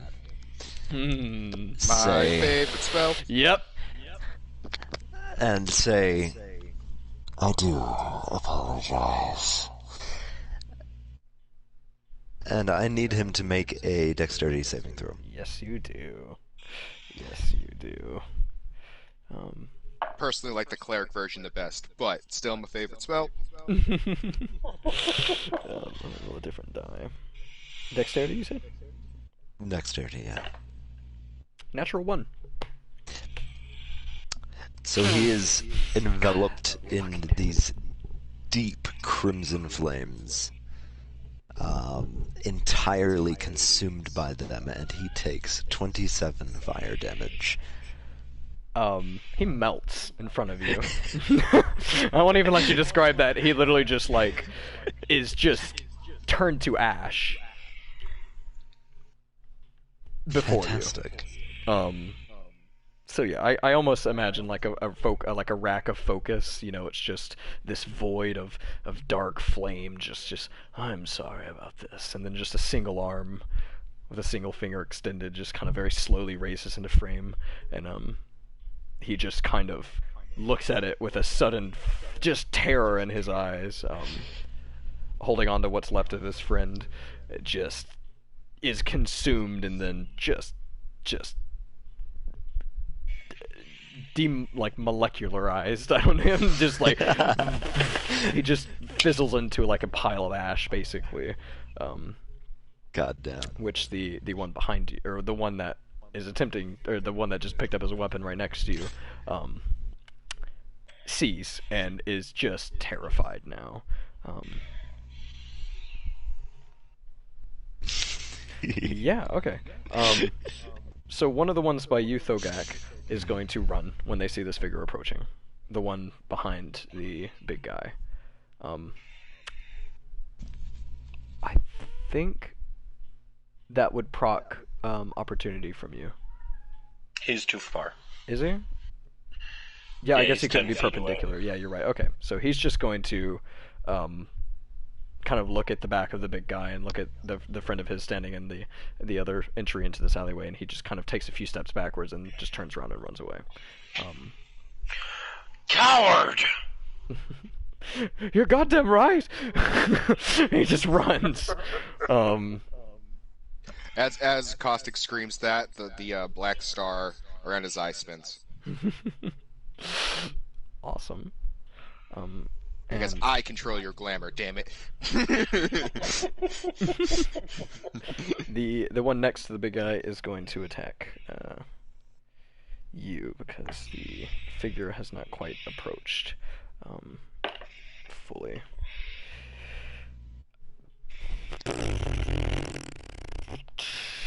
Oh yeah, that's a 20, not natural. That hits. So he is going to get a randy attack with a short sword on you. Oh shit.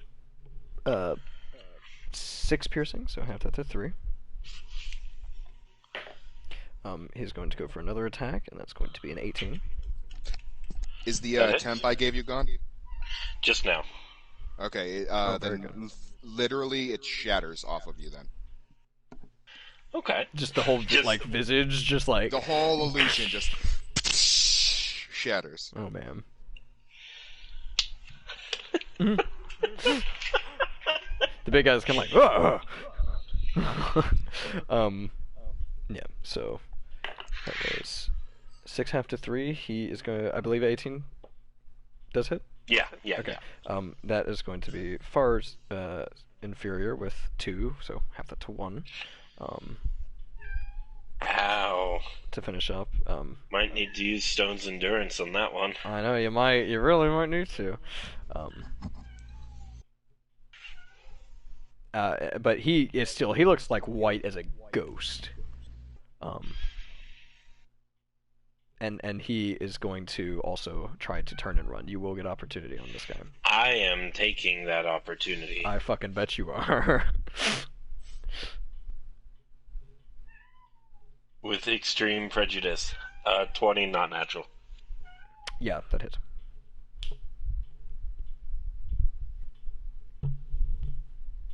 $12 damage. Okay. Okay.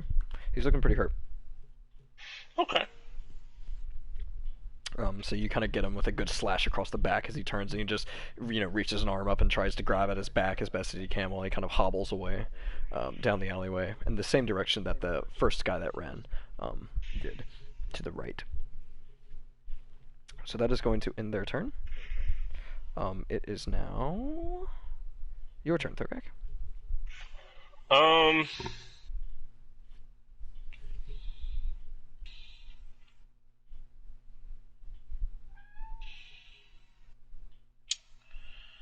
So, if I were to move around this guy to look down where they went, could I see how far they are? I'm thinking, like, move diagonally around him so that it's like I step to his side and then to his back. You could do that if you wanted, yeah. Yeah, I do. Okay. Yeah. I get it. You're trying to mechanically say that you're staying within range, right? Yeah. Yeah, and that's fine. Yeah, so, okay, so what are you looking for specifically then with that? The guy who ran away. Like, how far away is he? He moved his max distance, and he could not take an action to dash, so he is basically... He's about 3/4 down the alleyway to your left, or to your right once you step... If your back is to the big guy, it'd be to your right. He's basically about to exit the alleyway. He's probably got another 10 feet. And same thing for the guy that ran in the opposite direction.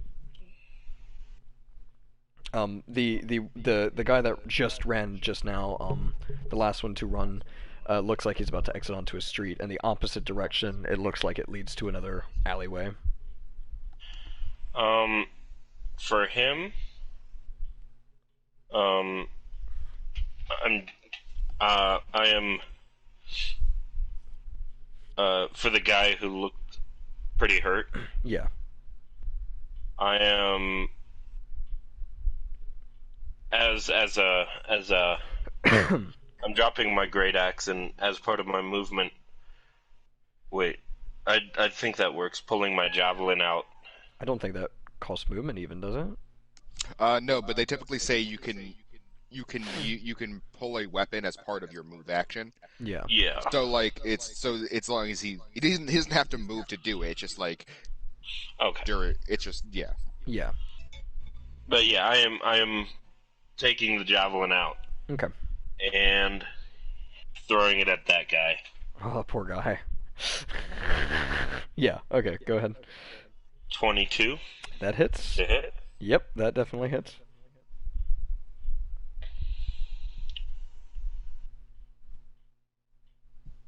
Almost max damage. Do I add raging damage to this? Mm-hmm. Yes. Strength attack. So 11 damage. Ooh, okay. a javelin sticks into this guy, into his back. You know, he kind of looks over his shoulder, just like shit, trying to run from this battle, and all of a sudden just right into his back. And he kind of slides and kind of falls to his knees with a javelin in his back. And he manages to stand up and just looks like he's about to start limping away. He is like on it, man. Caustic, I got you. He looks so bad. I mean, he's literally got a javelin sticking out of him.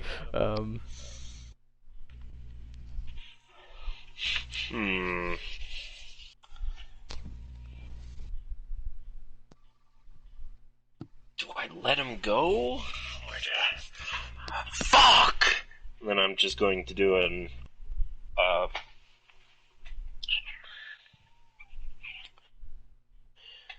dude, I guess. If you dropped your axe, you'll have to pick it back up. I believe that is an action. Oh, I know. Yeah. If you're strength based, your punches still hurt. That's unless you're very raging, true. so you do 2 extra damage on a punch. That's very true. I know. I think I'm going to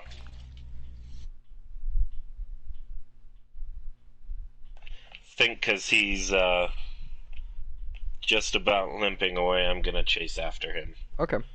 And eat the opportunity Yeah, attack. so that big guy is going to just kind of make a noise like a how dare you run away from combat with me, and miss you with his attack. So you kind of manage to you swerve around his sword as it swings past you. Just say fucking pathetic as I chase after the other guy. Okay, so you can make it to him. He's kind of like he's just now stood up from that final blow, and he's got a javelin. And I am doing an unarmed strike. Okay. Oh, it was almost a nat 20, man. 21 though. Yeah, that hits. And what are you rolling? I don't. It just does 7 damage. Okay. That's enough. Well, fuck. That's enough. What'd you say? That's enough? That's enough. Okay. Gonna kind of run up behind him, I'll let you grab cover the it. javelin Yeah. as I run up next to him, and just shove it up and forward, Yeah. and like smash the back of his head and smash him into the ground. Nice. Yeah. Okay. So he's kind of like fell to his knees, and he's got his hand on this javelin in his back, and he's like trying to stand up, and you just come up and grab this thing and just like, and he's just like, and just face right into the ground, and he is very dead. And I let out a roar with that, just Nice. and I look back to the brute guy. Yeah. And how far did I have to move to get to this guy? It was 30 feet. Okay. I'd like to move the remaining distance I have, if I have any, to just move a little bit back. You have 40 movement, you said? Mm-hmm. Yeah, so you can move. I think you moved 30 because you moved a spot, or did you move 2 spots to get to where you were looking for these guys? Well, this guy was standing next to this guy, so I would be moving to where his spot was. Yeah, and kind of peeking So around. that's 5 foot. Okay, so and that's then 5 foot, and then you would have moved 25 feet to get to where this guy was, because he moved 30 feet. Yeah. So, yeah. Okay. So you've got 15 to get halfway back. Yeah, I'll move as far back as I can. Hopefully, can I take the javelin with me? Yeah. Okay. Sure.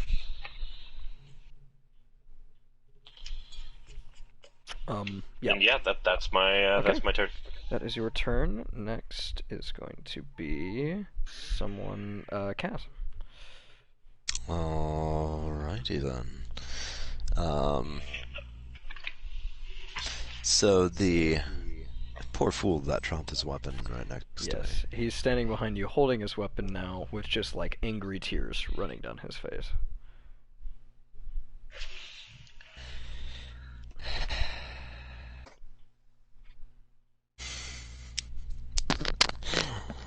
No sense crying over spilled blood. After all, that is what you desire to do to us. And I am going to use my packed weapon and Crimson Flame Blade once again. And by the way, Bear, after this, I need to talk to you. Okay. Does a 17 hit? It does. Okay. Then that will be...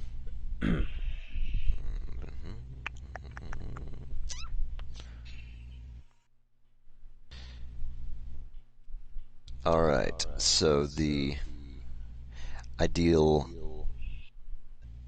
9, so max damage, slashing damage, with 6 fire damage. And is there anyone within 5 feet of him? Not an enemy. He's the only Is one there that an is. ally? How close are... No, Is not there within an 5 feet. ally? I'm joking. Oh my joking. god. And just, sorry, that was 9 plus 6? Yes. Okay. 9/6 fire. Okay. How hurt is this poor fool looking? Real hurt. I mean, he's basically, that happens to him, and he's still just like... he has a look on his face, which just, there's kind of an emptiness in his eyes where you think he's probably resigned to the fact that he's going to die. And he is looking... he's looking very bad. So my flames will waver a little bit. And as I reel back my Shadow Blade, I would like to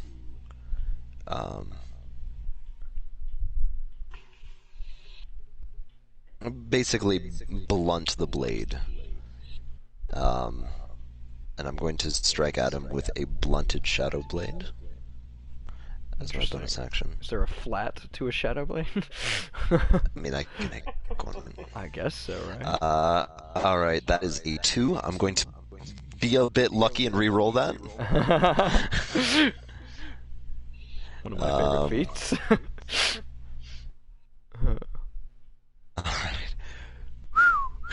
Alright. 15. That misses. Oh, well. Rip. I'm gonna re-roll again. No. So I miss. I would like to.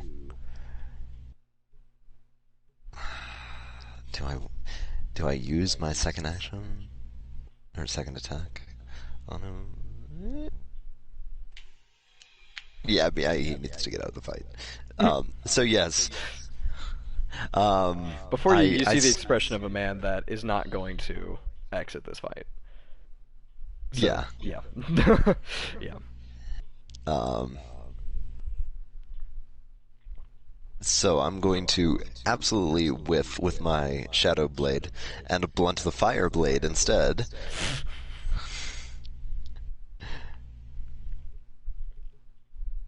Natural 20! That's a bit excessive! Oh my god.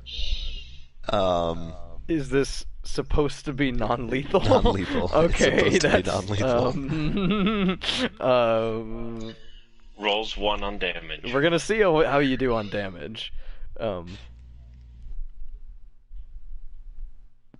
technically, if you do, the same kill rules apply. Even if you do, if you like 40 non-lethal damage and a guy's got 10 max health, he still dies. Yeah. So we'll see how you do on damage because he's just super knocked out. He's in a coma. he is in a coma, literally. That is 15 damage.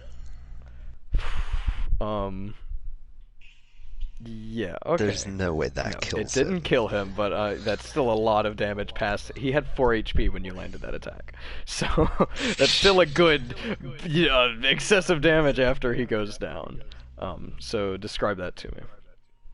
Okay, so my flames, the smoke and the flames kind of they flicker a little bit, in a moment of hesitation, and maybe in that moment of hesitation with the Shadow Blade, I misjudge my swing, but use the momentum of that swing to carry into an overhead attack, kind of going towards his neck, like right underneath his ear. Okay. With this blunted blade, just trying to really just send him out of it. Mm-hmm.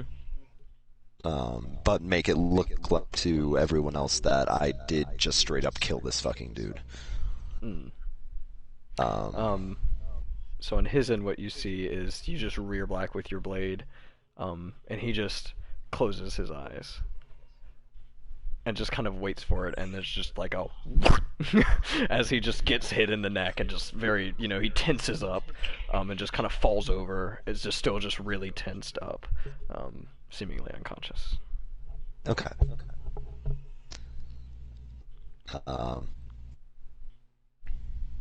Then that will be. No, I need to move. Are there any other enemies left in my side of the alleyway? Not on your side of the alleyway.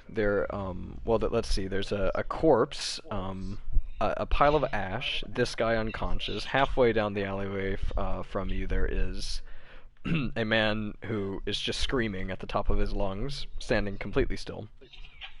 At the opposite end of the alleyway from you, there is the big guy. And then between Rin and the big guy, there is the figure walking menacingly towards the big guy. And Thogak has vanished. Yeah, you no longer see Thogak. Well, I will assume that the figure, the menacing figure, is at the very least not going to be. I can't assume anything here, but I will approach or get as close to the large man as I can. Okay, so you can get 30 feet, which will put you halfway down the alleyway. So you'll be standing... Ren, did you move any further down the alleyway towards Kaz? No, I was just still He 10 was 10 feet away from from Thogak. where I was. Okay, Yeah, so you get to, like about 15 feet behind. You get to the middle of the alleyway, Kaz. Alrighty. That works for me. Yeah. That is the end of my turn. So, the mysterious figure approaches the large man, and with little... Don't you fucking steal it. You fucking big bastard, you. Not an imposing or large figure, per se, this mysterious figure. Everyone's a big bastard. You big bastard, you.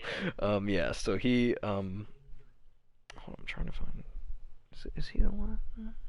Yeah, okay. So, he approaches the big bastard, and just with little reserve, just goes at him with one of his short swords. That is going to be... let's see. He's going to miss the first attack. Go for a second attack, and somehow roll the same thing and miss again. Nice. But hit this time. Wait a second. But hit this... No, he just misses twice. Which is just hilarious. That dude's cutting words. Not that I have it. Oh my god. But he basically, this big guy sees him coming and just assumes way more of a stance than he had with Thogak. Like, he just looks very serious now. And he just, he's ready for it. He blocks the first hit and kind of sidesteps the second hit, which come very close to each other. Actually, quite a skillful maneuver on the big guy's part. And I'll tell you what, actually, on that. No, actually, that wouldn't work. Yeah, that is going to be his turn. So we're going to start back at the top with you, Rin. Rin. I want to walk right up to the big guy. Okay. You Walking do. right There's a up to spot him. next to this mysterious figure. From here, can I see where a caustic ran? Yeah, you can kind of peek around the corner and see him running back to you. Oh, cool. So, you thought you could get away with harming me and my band? And I go bang, bang on my drums, and I'm casting another Mantle of Inspiration. Oh no. I am moving right up behind this guy. Yeah, I figured you would be. Yeah, so Caustic, the shattered pieces just reform on you. Just kind of like flex my hands. Yeah! The This all comes back. I look behind me, and Kaz, a silver billowing cloak kind of drapes you. Your face turns white. You get these silver, almost electrical marks over your eyes, leading to your ears. But it's a whole, like a giant lightning bolt almost. Your hands and chest grow this, like, silver, almost plate armor looking. And your feet kind of look just like billowing silver fog. So you can also move up to your speed. And the mysterious figure gets a white face. Oh, Kaz, your lips are black now. Gets a white face, red lips. Yeah, I know it didn't matter. White face, red lips, black eyes, kind of like raccoon eyes, and then right where the eyelids are, turn green. And he gets like a cat nose, and then whiskers on his face, and he gets like straight black chaps, and then he looks like he's wearing like bondage top. Oh my god. Like just like leather straps with like a metal disc in the middle, and his feet kind of turn into like cat paws on the side of his shoes, Oh, Lord. which can then make him move if he wants to. Oh, boy. The chains on your feet are what make you move. They like spin and they move you forward. Thogak. And Yeah. the mist can make you billow forward, and then the fire billows me back as I double finger guns away with the middle fingers like pop, pop, pop, pop. Oh my god. Would that proc opportunity? Nope. Excellent. So Is Bear... Okay, he's talking. yeah, I think what I will definitely use this for. All of these things kind of appear, a lot of the surface level cosmetics kind of being underneath my cloak as of now. Mm-hmm. The wreath of flame, but the cloak that appeared behind me basically, doubles the size of the flames of my, general wispy appearance, and I will use that to cross the remaining distance to get before the remaining known enemies. Yeah, so it's just the big guy now, basically. Okay, just the big guy. He's standing alone against all of you. And by This the way, poor the guy. reason that wasn't provoking is I'm using my action to disengage. Yeah. That was just my bonus action, set them up, Yeah. and action to disengage. Perfect. I don't give a fuck. I don't need to get the kill. Nope. Okay, yeah. So you get, how does occupying same space to attack work as an ally? Technically, no one can occupy the same space, Yeah. but Unless, like, passing through, from what I understand. unless like passing through, Yeah. exactly. Okay.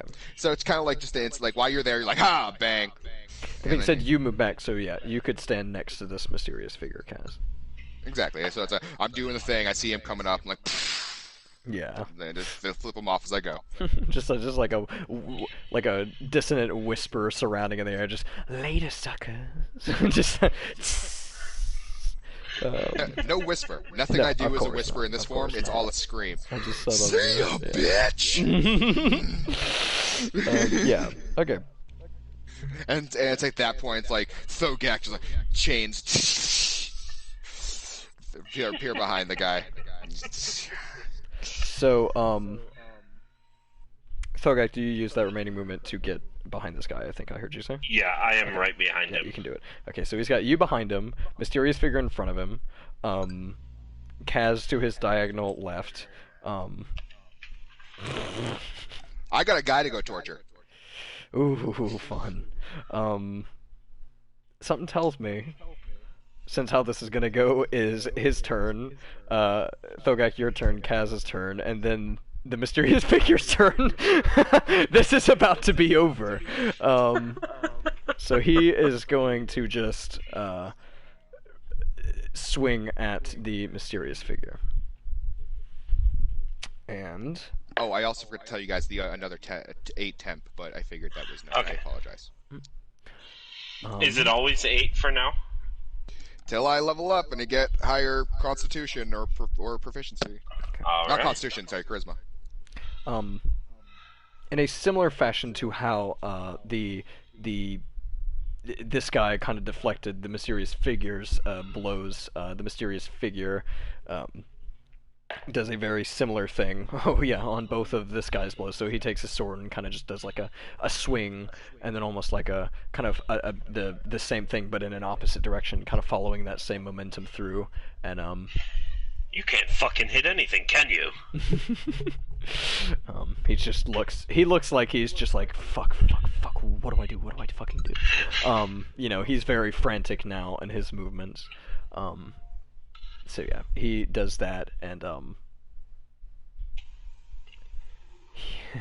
he too is going to try and run, which is going to proc opportunity attack from 3 people. So all of you, if you would have it, do your opportunity attack. Oh yeah. Okay, that's good.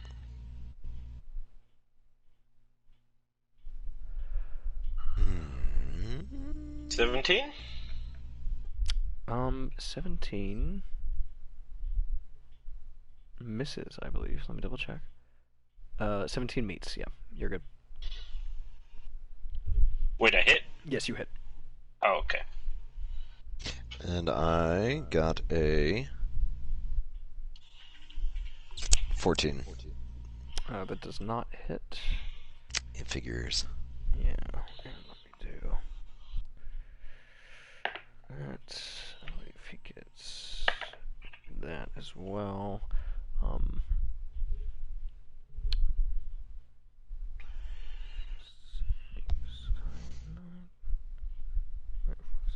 Okay, so Thogak, how much damage did you do?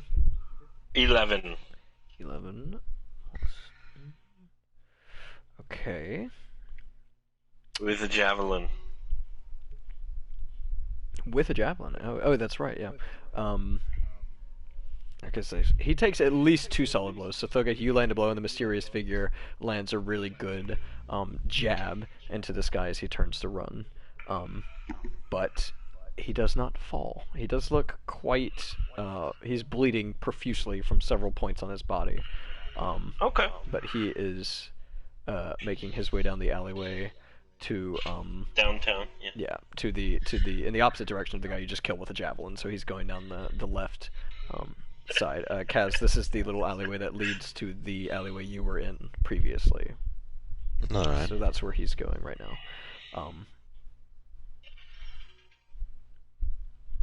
Okay. Yeah, so he gets about 30 feet down the alleyway. He's about 10 feet from the mouth that leads into the other alleyway that you can see from here. And it is now your turn, okay? Okay. Yeah, yeet. I'm throwing the javelin at him. Okay. So we shall see if that does it. And indeed it... Yeah, 15. I think that misses. It does, unfortunately. But I'm running up behind him. And since it can replace one of my attacks, I am going to go for a grapple. Okay. So it's going to be a strength saving throw from him, I believe, and you make a strength. If Hold I'm on. not mistaken, or is it just... I think Suppose it's that- athletics. Opposed athletics, perfect. Okay. He can technically He can the guy use can use acrobatics. acrobatics too. He would use athletics. Okay.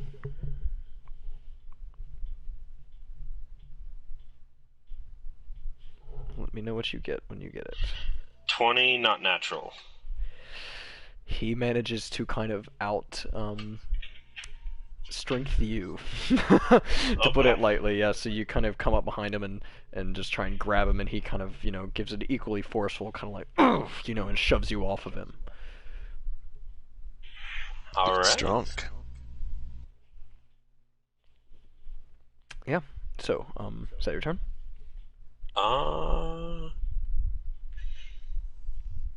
Yeah. Okay. Kaz. All right.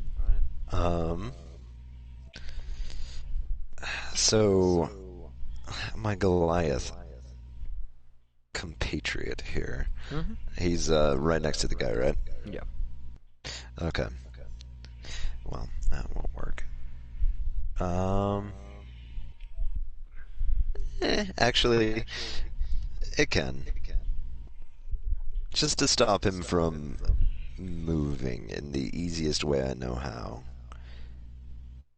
I'm going to use my drow magic, one of my drow magic things, to cast sleep. Actually, that's Aberrant Dragon Mark, not drow magic. Same thing. Yeah.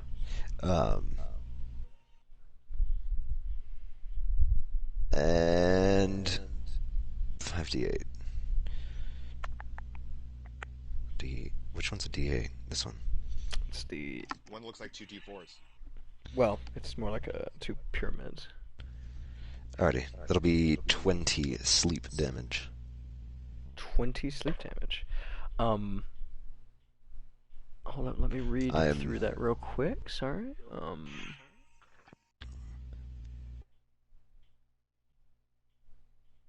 I know I can't even put the Goliath to sleep if I were to be targeting only him, so... What is your HP, Thogak? My current HP Yeah, plus temporary. I believe Yep. so, yeah. 35. Okay, good.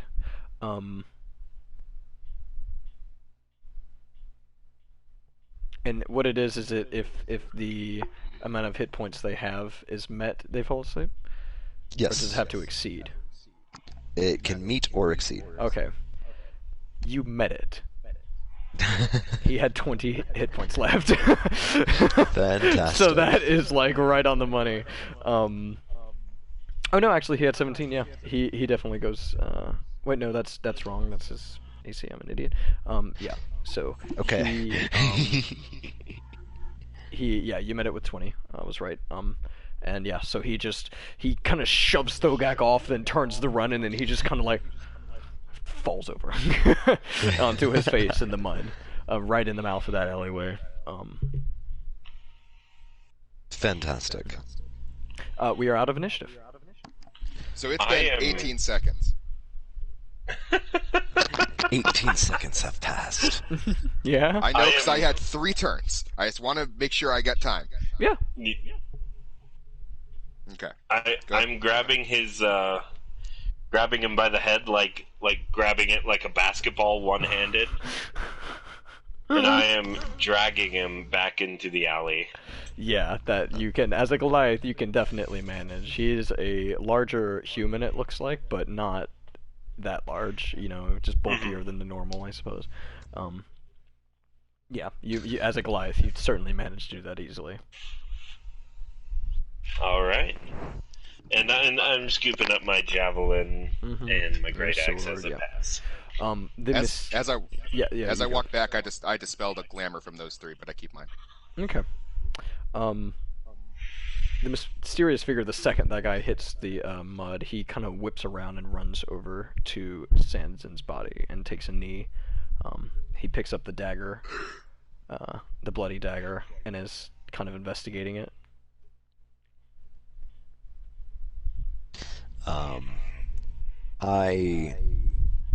I fade into darkness and then come back as normal Kaz Okay. without my weapons.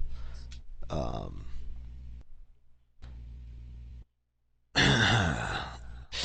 hope we'll all be sticking around for a little bit. I'd like to talk. But before I then walk over to the poor kid that I knocked the fuck out of. His hit points are at 0 or at 1 because I did non-lethal. 0. 0. He's 0. unconscious. Okay. Well, I fucking slap him awake. I'm going to attack him. No, I'm kidding. No. Yeah. No. No. Even if I were to make an unarmed attack at him, I can't kill him because my unarmed strikes do 0 damage. Oh my god. Okay. Miserable human scum! He looks like he's real out of it. Then Who do you That's to say the one that's? that was to the one that's in the maiden. Oh god, poor guy.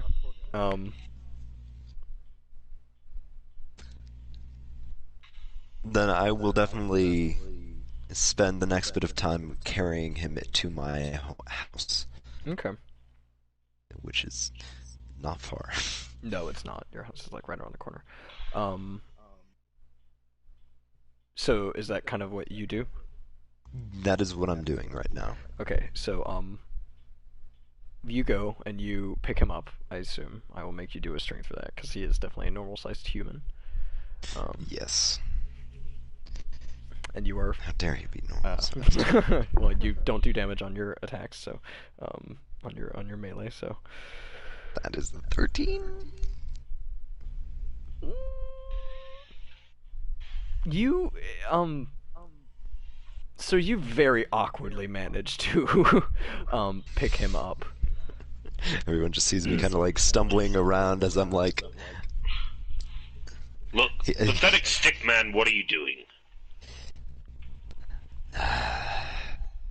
Right, this one's not dead.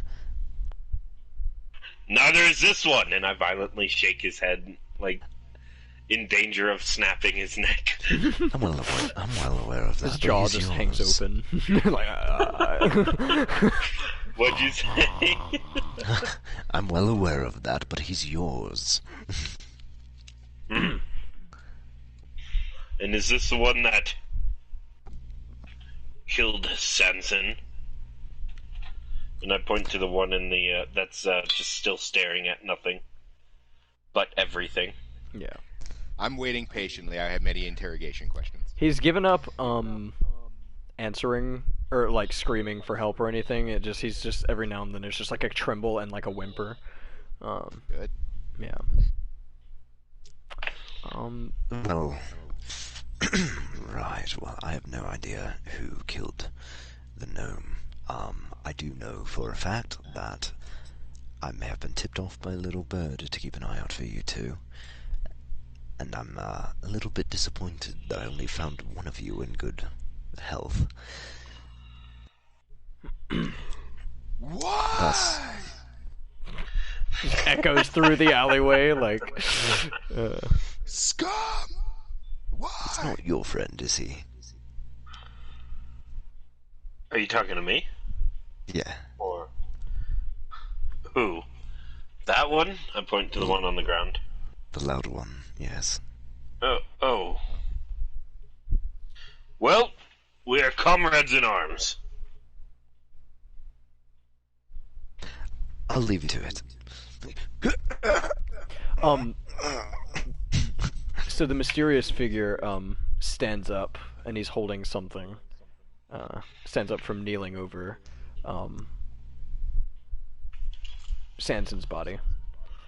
And he's holding what looks like a notebook.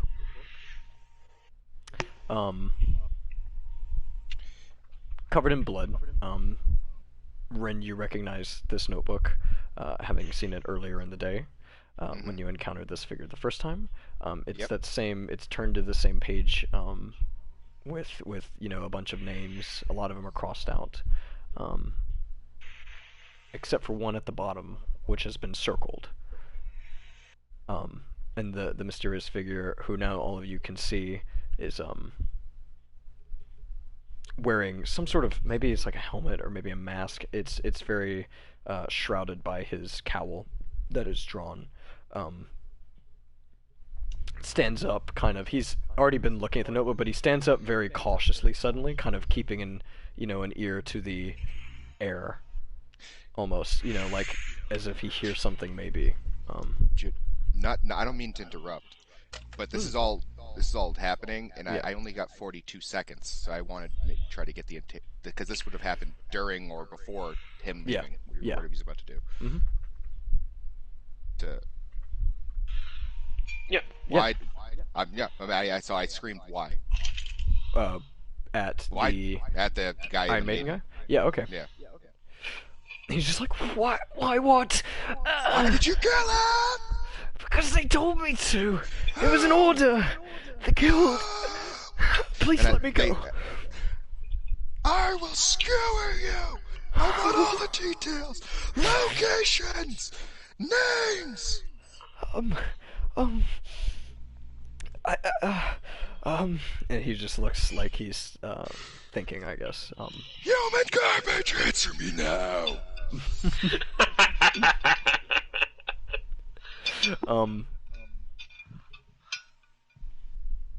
Give me one moment.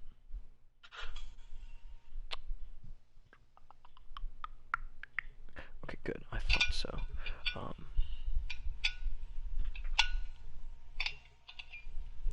Yeah, so he just kind of is looking around, like, shaking his head.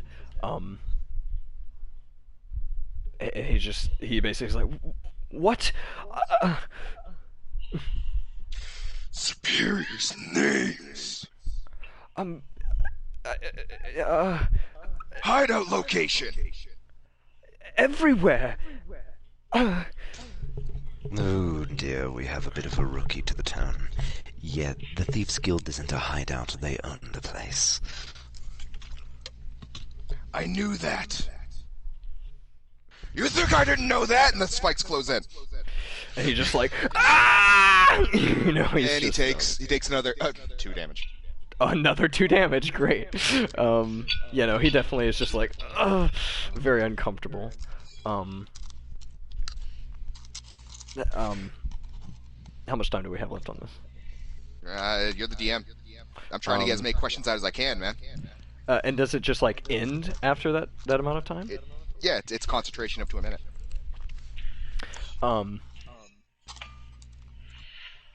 Give me your superior's names!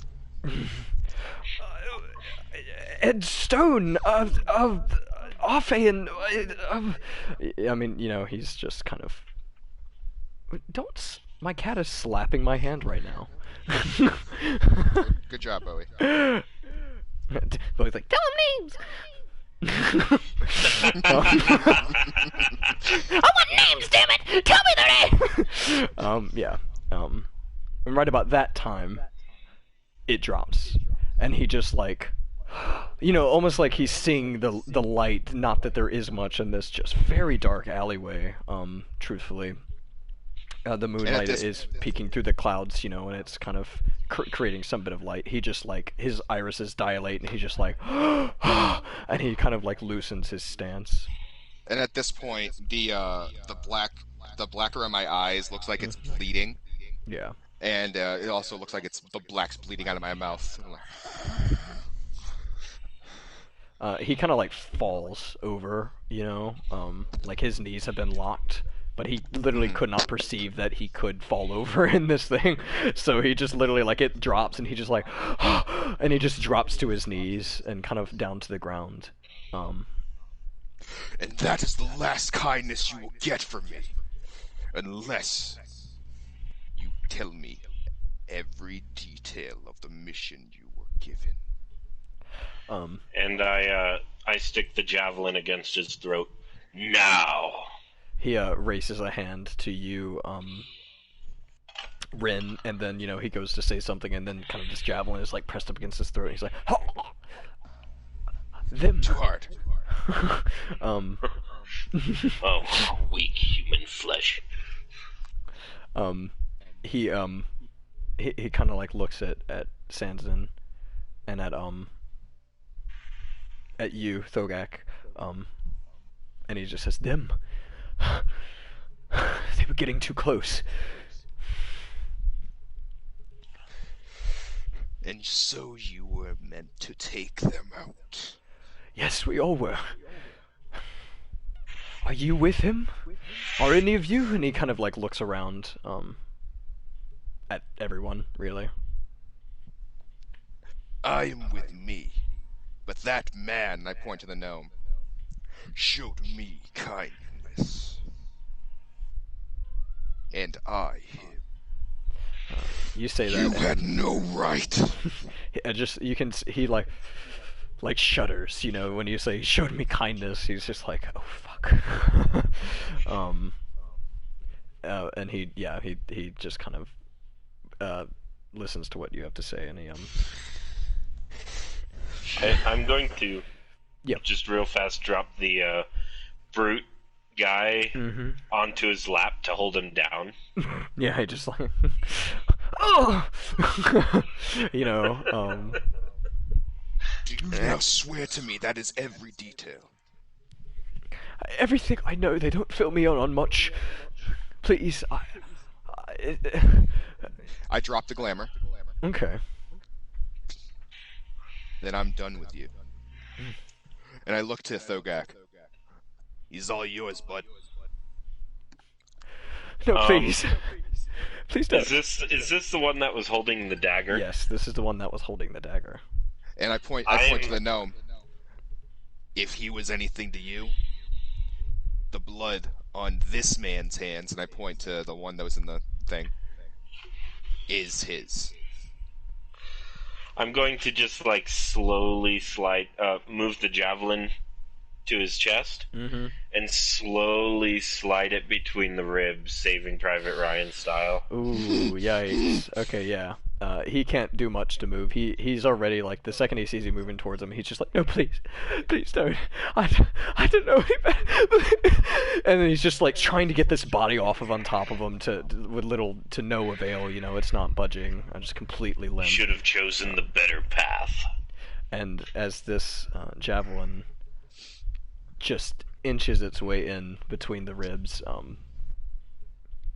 he just starts screaming, like, I mean, just horrifically, and just pitifully,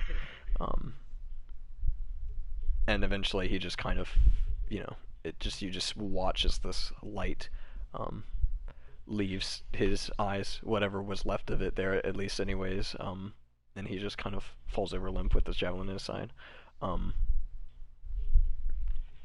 The figure, the mysterious figure is kind of standing in the middle of all of you. He's got Rin and you on his left, and Kaz, you're on his right, kind of picking up this body. And he suddenly kind of holds his hand up, kind of like a wait a second motion. This kind of gloved hand. And we see this. Yes, all of you see this. It's very much so like a, oh, whoa, whoa, whoa, whoa. I immediately go silent and crouch into a defensive stance, looking around. Okay. Anyone else? I kind of shamble with the guy a little bit, see the symbol, and, like, slowly stomp. Right, what is it now? I look like I'm not paying attention. Okay. What are you doing? Paying attention. You know what that reminds me of? What? We weren't sneaking. Well, what were you doing then? Sneaking.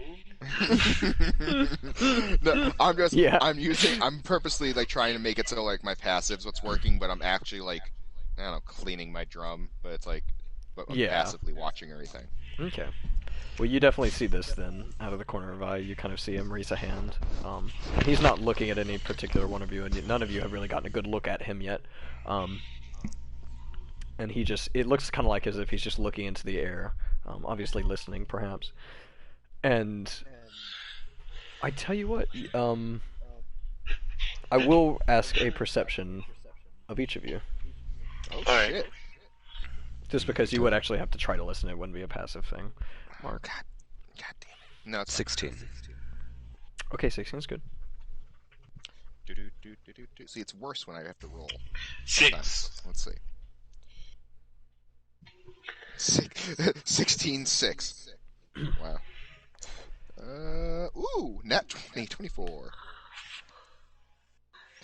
Yeah, okay, very good. And you got a 6, Thogak? Oh yeah. Okay.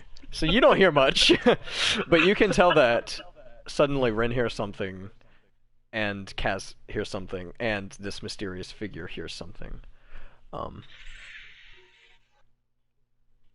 Those three, so excluding you, you don't really hear this. I mean, maybe I imagine it's something that could just be like maybe distant thunder, you know, anything other than what it actually sounds like. But and Kaz, you needed less of a roll because you are actually within seeing distance of this. You do, each of you suddenly hear what sounds like a lot of feet stepping in the distance. Kind of like a inconsistent marching coming from the street that two of you entered into. And Kaz, still being in the mouth of this alleyway, kind of fiddling with this body, you actually would be able to kind of look around once you hear this and see it. I will immediately look. So, to your right, in the distance that, and in the direction that you recall Heridim, the half-orc, running off into. I think both of them, actually. I don't remember if they went separate ways, but you see a single figure walking down the street to your right with about maybe 50 or 60 separate figures behind him. And they are walking down the street in your direction.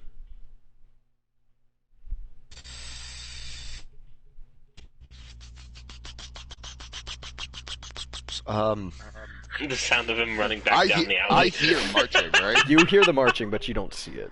That's fine. I'm nonchalantly walking the opposite direction of the sound. Definitely I not because don't of the hear sound.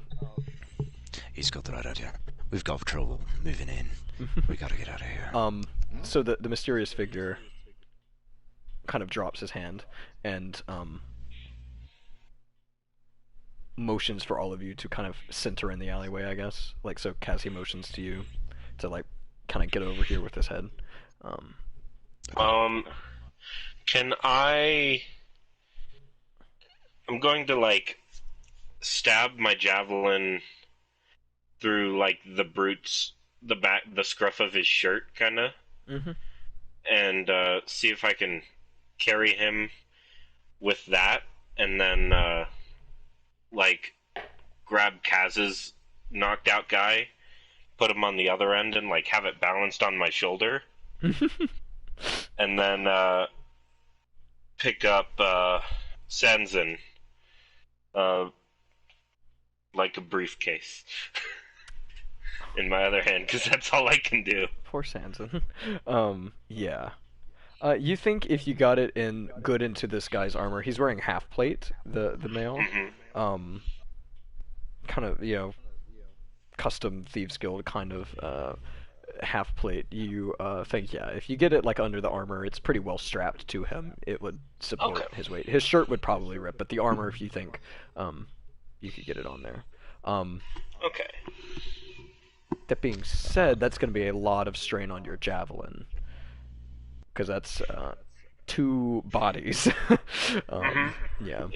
I will say it is a large javelin, Goliath-sized, That's true. for hunting Yeah.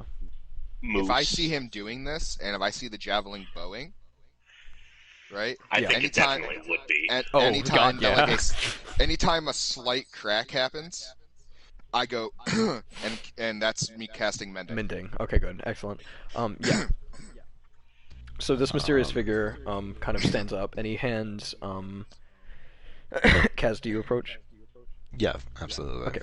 And you still have the body. You kind of drop it at Thogak's feet, I imagine. Yeah. What do you need, man? He hands you the notebook with Right. it's got a few things on it. So it's turned to this page, and there's blood on it covering a lot of the top names. But the bottom names, you see a bunch of like shop names crossed out that you know are mostly on Wraithway or just slightly north of Wraithway. Except for a name at the very last name on the page is oh goodness. Hold on, let me look that up actually. It's the one document I don't have open. It says, oh goodness, let me look that up actually. Yeah, Sanzin's delirious writing and death. Oh goodness, let me look that up actually dies. The great castle of... Ah, yes, the great castle of No. Yeah, no. It says circled at the bottom of the page is the split keg. Circled. And do I recognize this writing?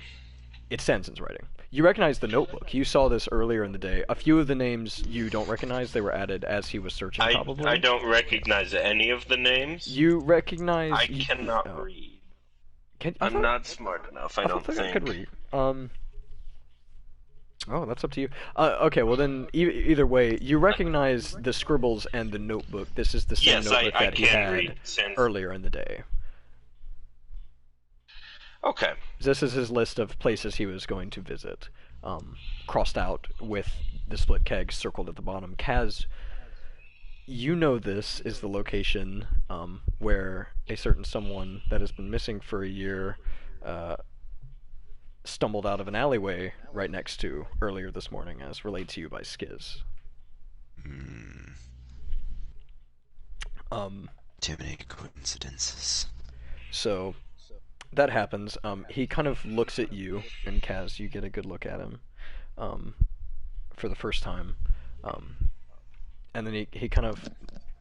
Oh god, it's your father. It's your father, Kaz. No, he gives you That'd a good, be very worrisome.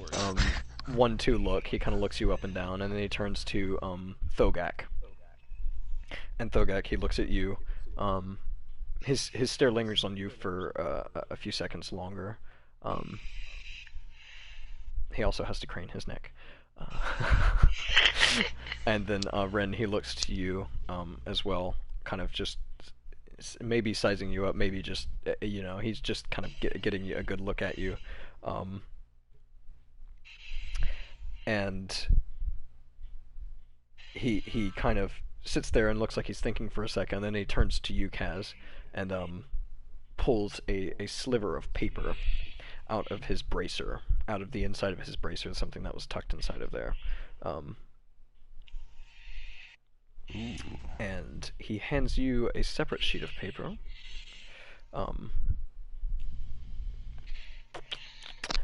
Which on it is a symbol that you recognize after a second or two of thinking. It is a runic drawing of a bird, so just kind of like very harsh lines, geometric shapes that kind of come to form some sort of like finch-like bird, maybe. And you recognize this as one of the secret entry points that typically people use to smuggle people into the slums. And Slash lands on my shoulder. Slash is like, what's up, Doc? And I go, where the fuck were you during that whole fight when I forgot to roll initiative for you? I was off forgetting to roll initiative for Performance me. anxiety. Yeah. He just kind of looks around and gives a good like, and nice idea. Look, mate, I appreciate this and all, but you and I are going to need to have a talk sometime. As for now, we don't have a lot of time to really, tarry around. So let's get these bodies to someplace safe. My home's right around the corner. Let's set it up there. You guys can run if you'd like, but So the figure kind of taps that paper, very like tapping the paper, like he doesn't say anything, and then he kind of gives you a nod, and turns and walks to that same rope attached to kind of like a pulley, small kind of like elevator for boxes and stuff that led to the same roof you were on. He walks up to it and stands on the platform at the bottom and kind of classic, swashbuckler style, I guess, kind of kicks a lever and the elevator just carts him up and he disappears over the edge of the roof. well, our mysterious assistant was very helpful. Anyway, let's get moving. People call me flashy. I dare say all of us had our own fair share of flashiness tonight. Can't really call anyone else out for anything. Let's get moving.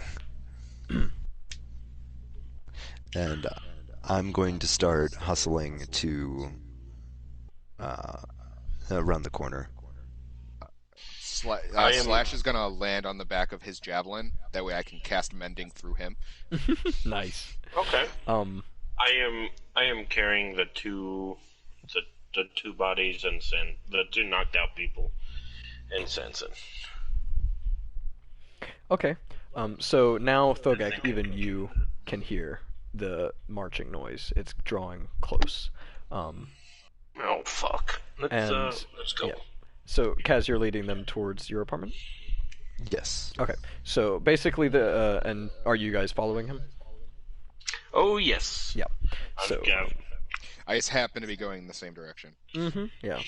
I don't care. No, I don't. Seriously, but I'm going this way too. So. Yeah, exactly. Kind of like that. So yeah. So you guys go down to the opposite end of the alleyway and take a left. You think you might hear something, Ren, at the end of this alleyway, which is a very similar marching noise coming from the street to your, what would now be your right. So the street that would meet the street that those people are marching towards you from. Basically, you think you might hear a force approaching from the opposite direction, coming from that direction. But you're the only one who hears that. It sounds a little more distant.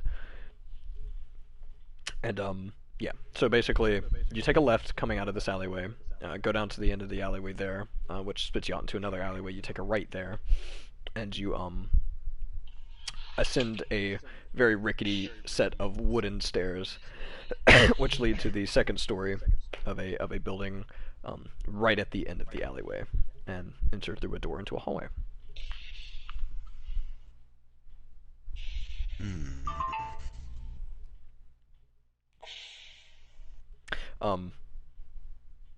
So here's where we can make a decision.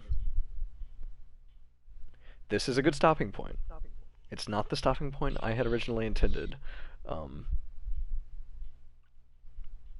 So do you guys want to keep going for an indeterminate amount of time, or do you want to call it here? I'm fine for either. It has been 3 hours. Yeah, just about. I wouldn't mind stopping. Yeah. All right. Is that where we are stopping then? So I believe that is where we were going to bring this session to a close. I say fuck your apartment, and inside of it, I cast Leoman's tiny hut. Just in like a corner, just a dusty corner. That's fair. I don't even really have a bed, so My hut's better. Yeah. But good session, Josh. Oh, thank you. I had a lot of fun.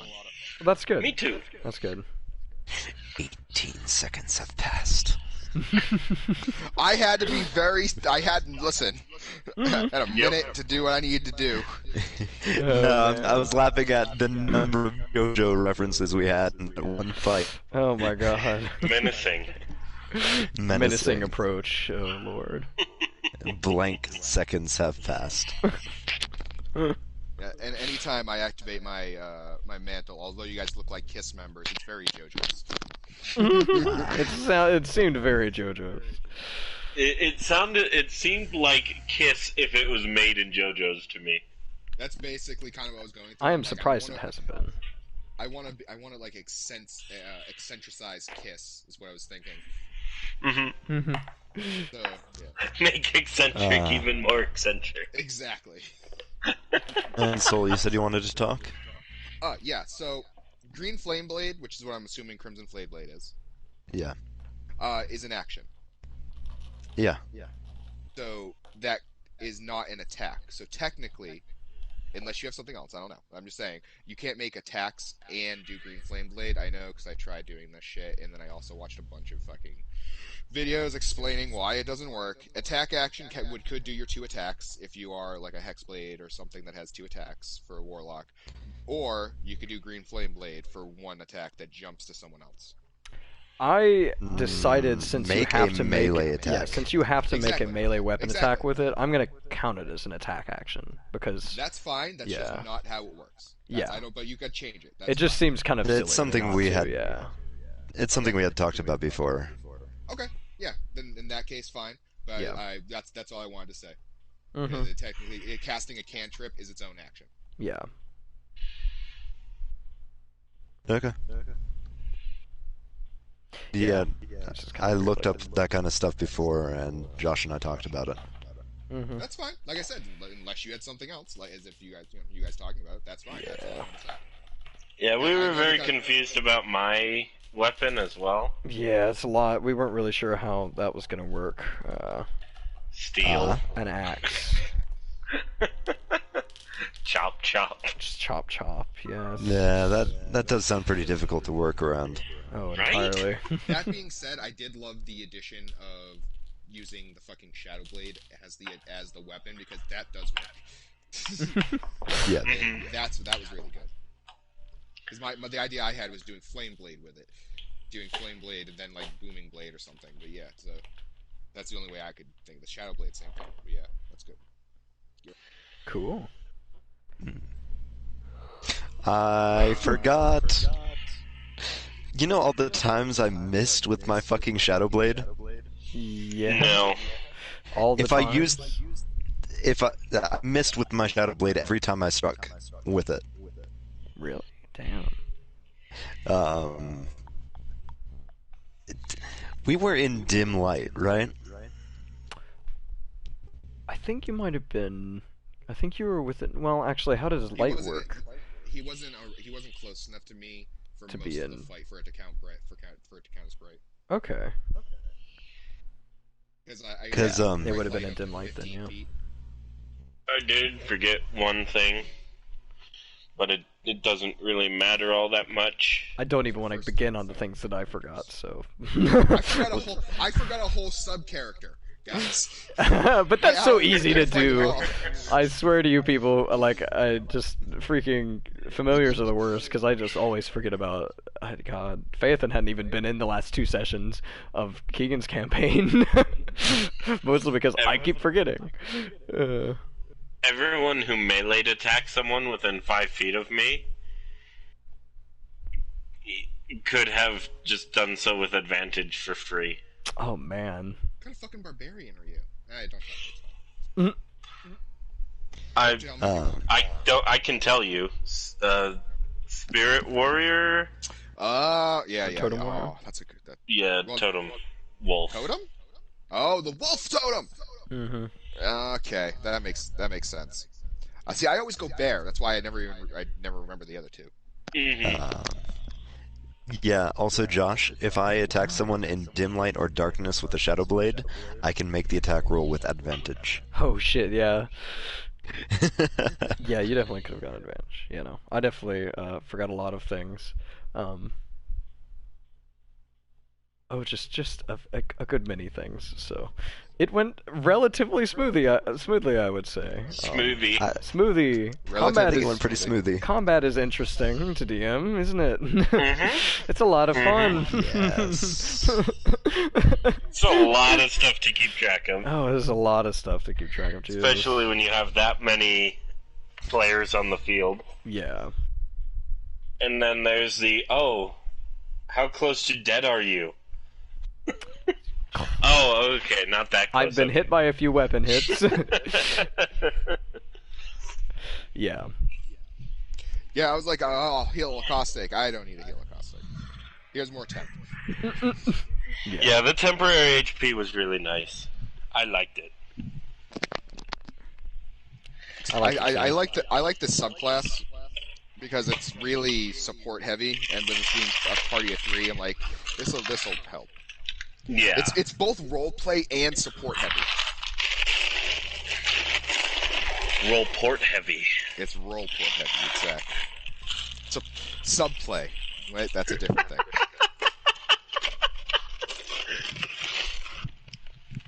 I'm gonna cook this shrimp because my mom has refused to eat it for 2 weeks. So, I'll be right back. Alrighty. I'm gonna head off for the night. Alright, Mark. Alrighty. Well, thank you very much for joining us. Well, thank you very much for DMing. Yes, it's I'm definitely excited for next week because it will be probably not combat. We'll see.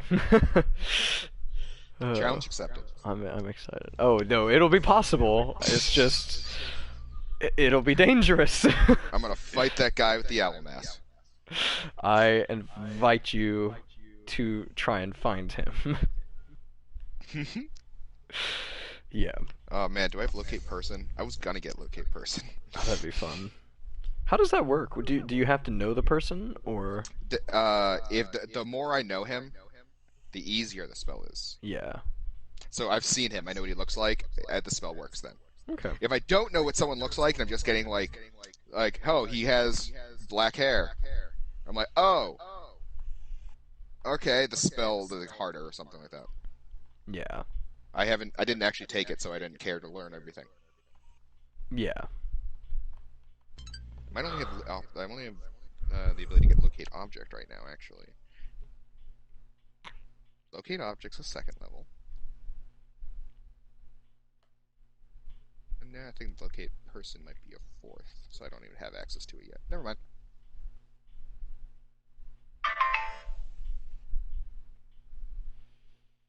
I could locate the mask on his face. No, that could work. Locate object, yeah. Or really any piece of armor he's wearing. Mm-hmm. And I know where he is within 1,000 feet. Within 1,000 feet. Okay, yeah. Obviously, he couldn't get 1,000 feet away in the time it took you guys to go wherever you're going. But yet again, you don't I even don't have have that. that Yeah, yet. I was like, you don't even have that spell yet. So. No, okay. no, but these are all things I'm planning on getting eventually. I can Yeah. only know so many. They could Like, I definitely don't even turn the like most of the tide. 3rd level spell. You've got some pretty good 3rd level spells, don't you? Well, I only know one 3rd level spell, which is the human's tiny hut. Yeah. Other than that, it's just things 2nd level you can cast, or 1st Yeah, level things even are shit. 1st or 2nd level I can Yeah. cast higher, exactly. I see that. Interesting. Okay. Yeah. Oh, I've got to end this. Definitely gonna Whoops. get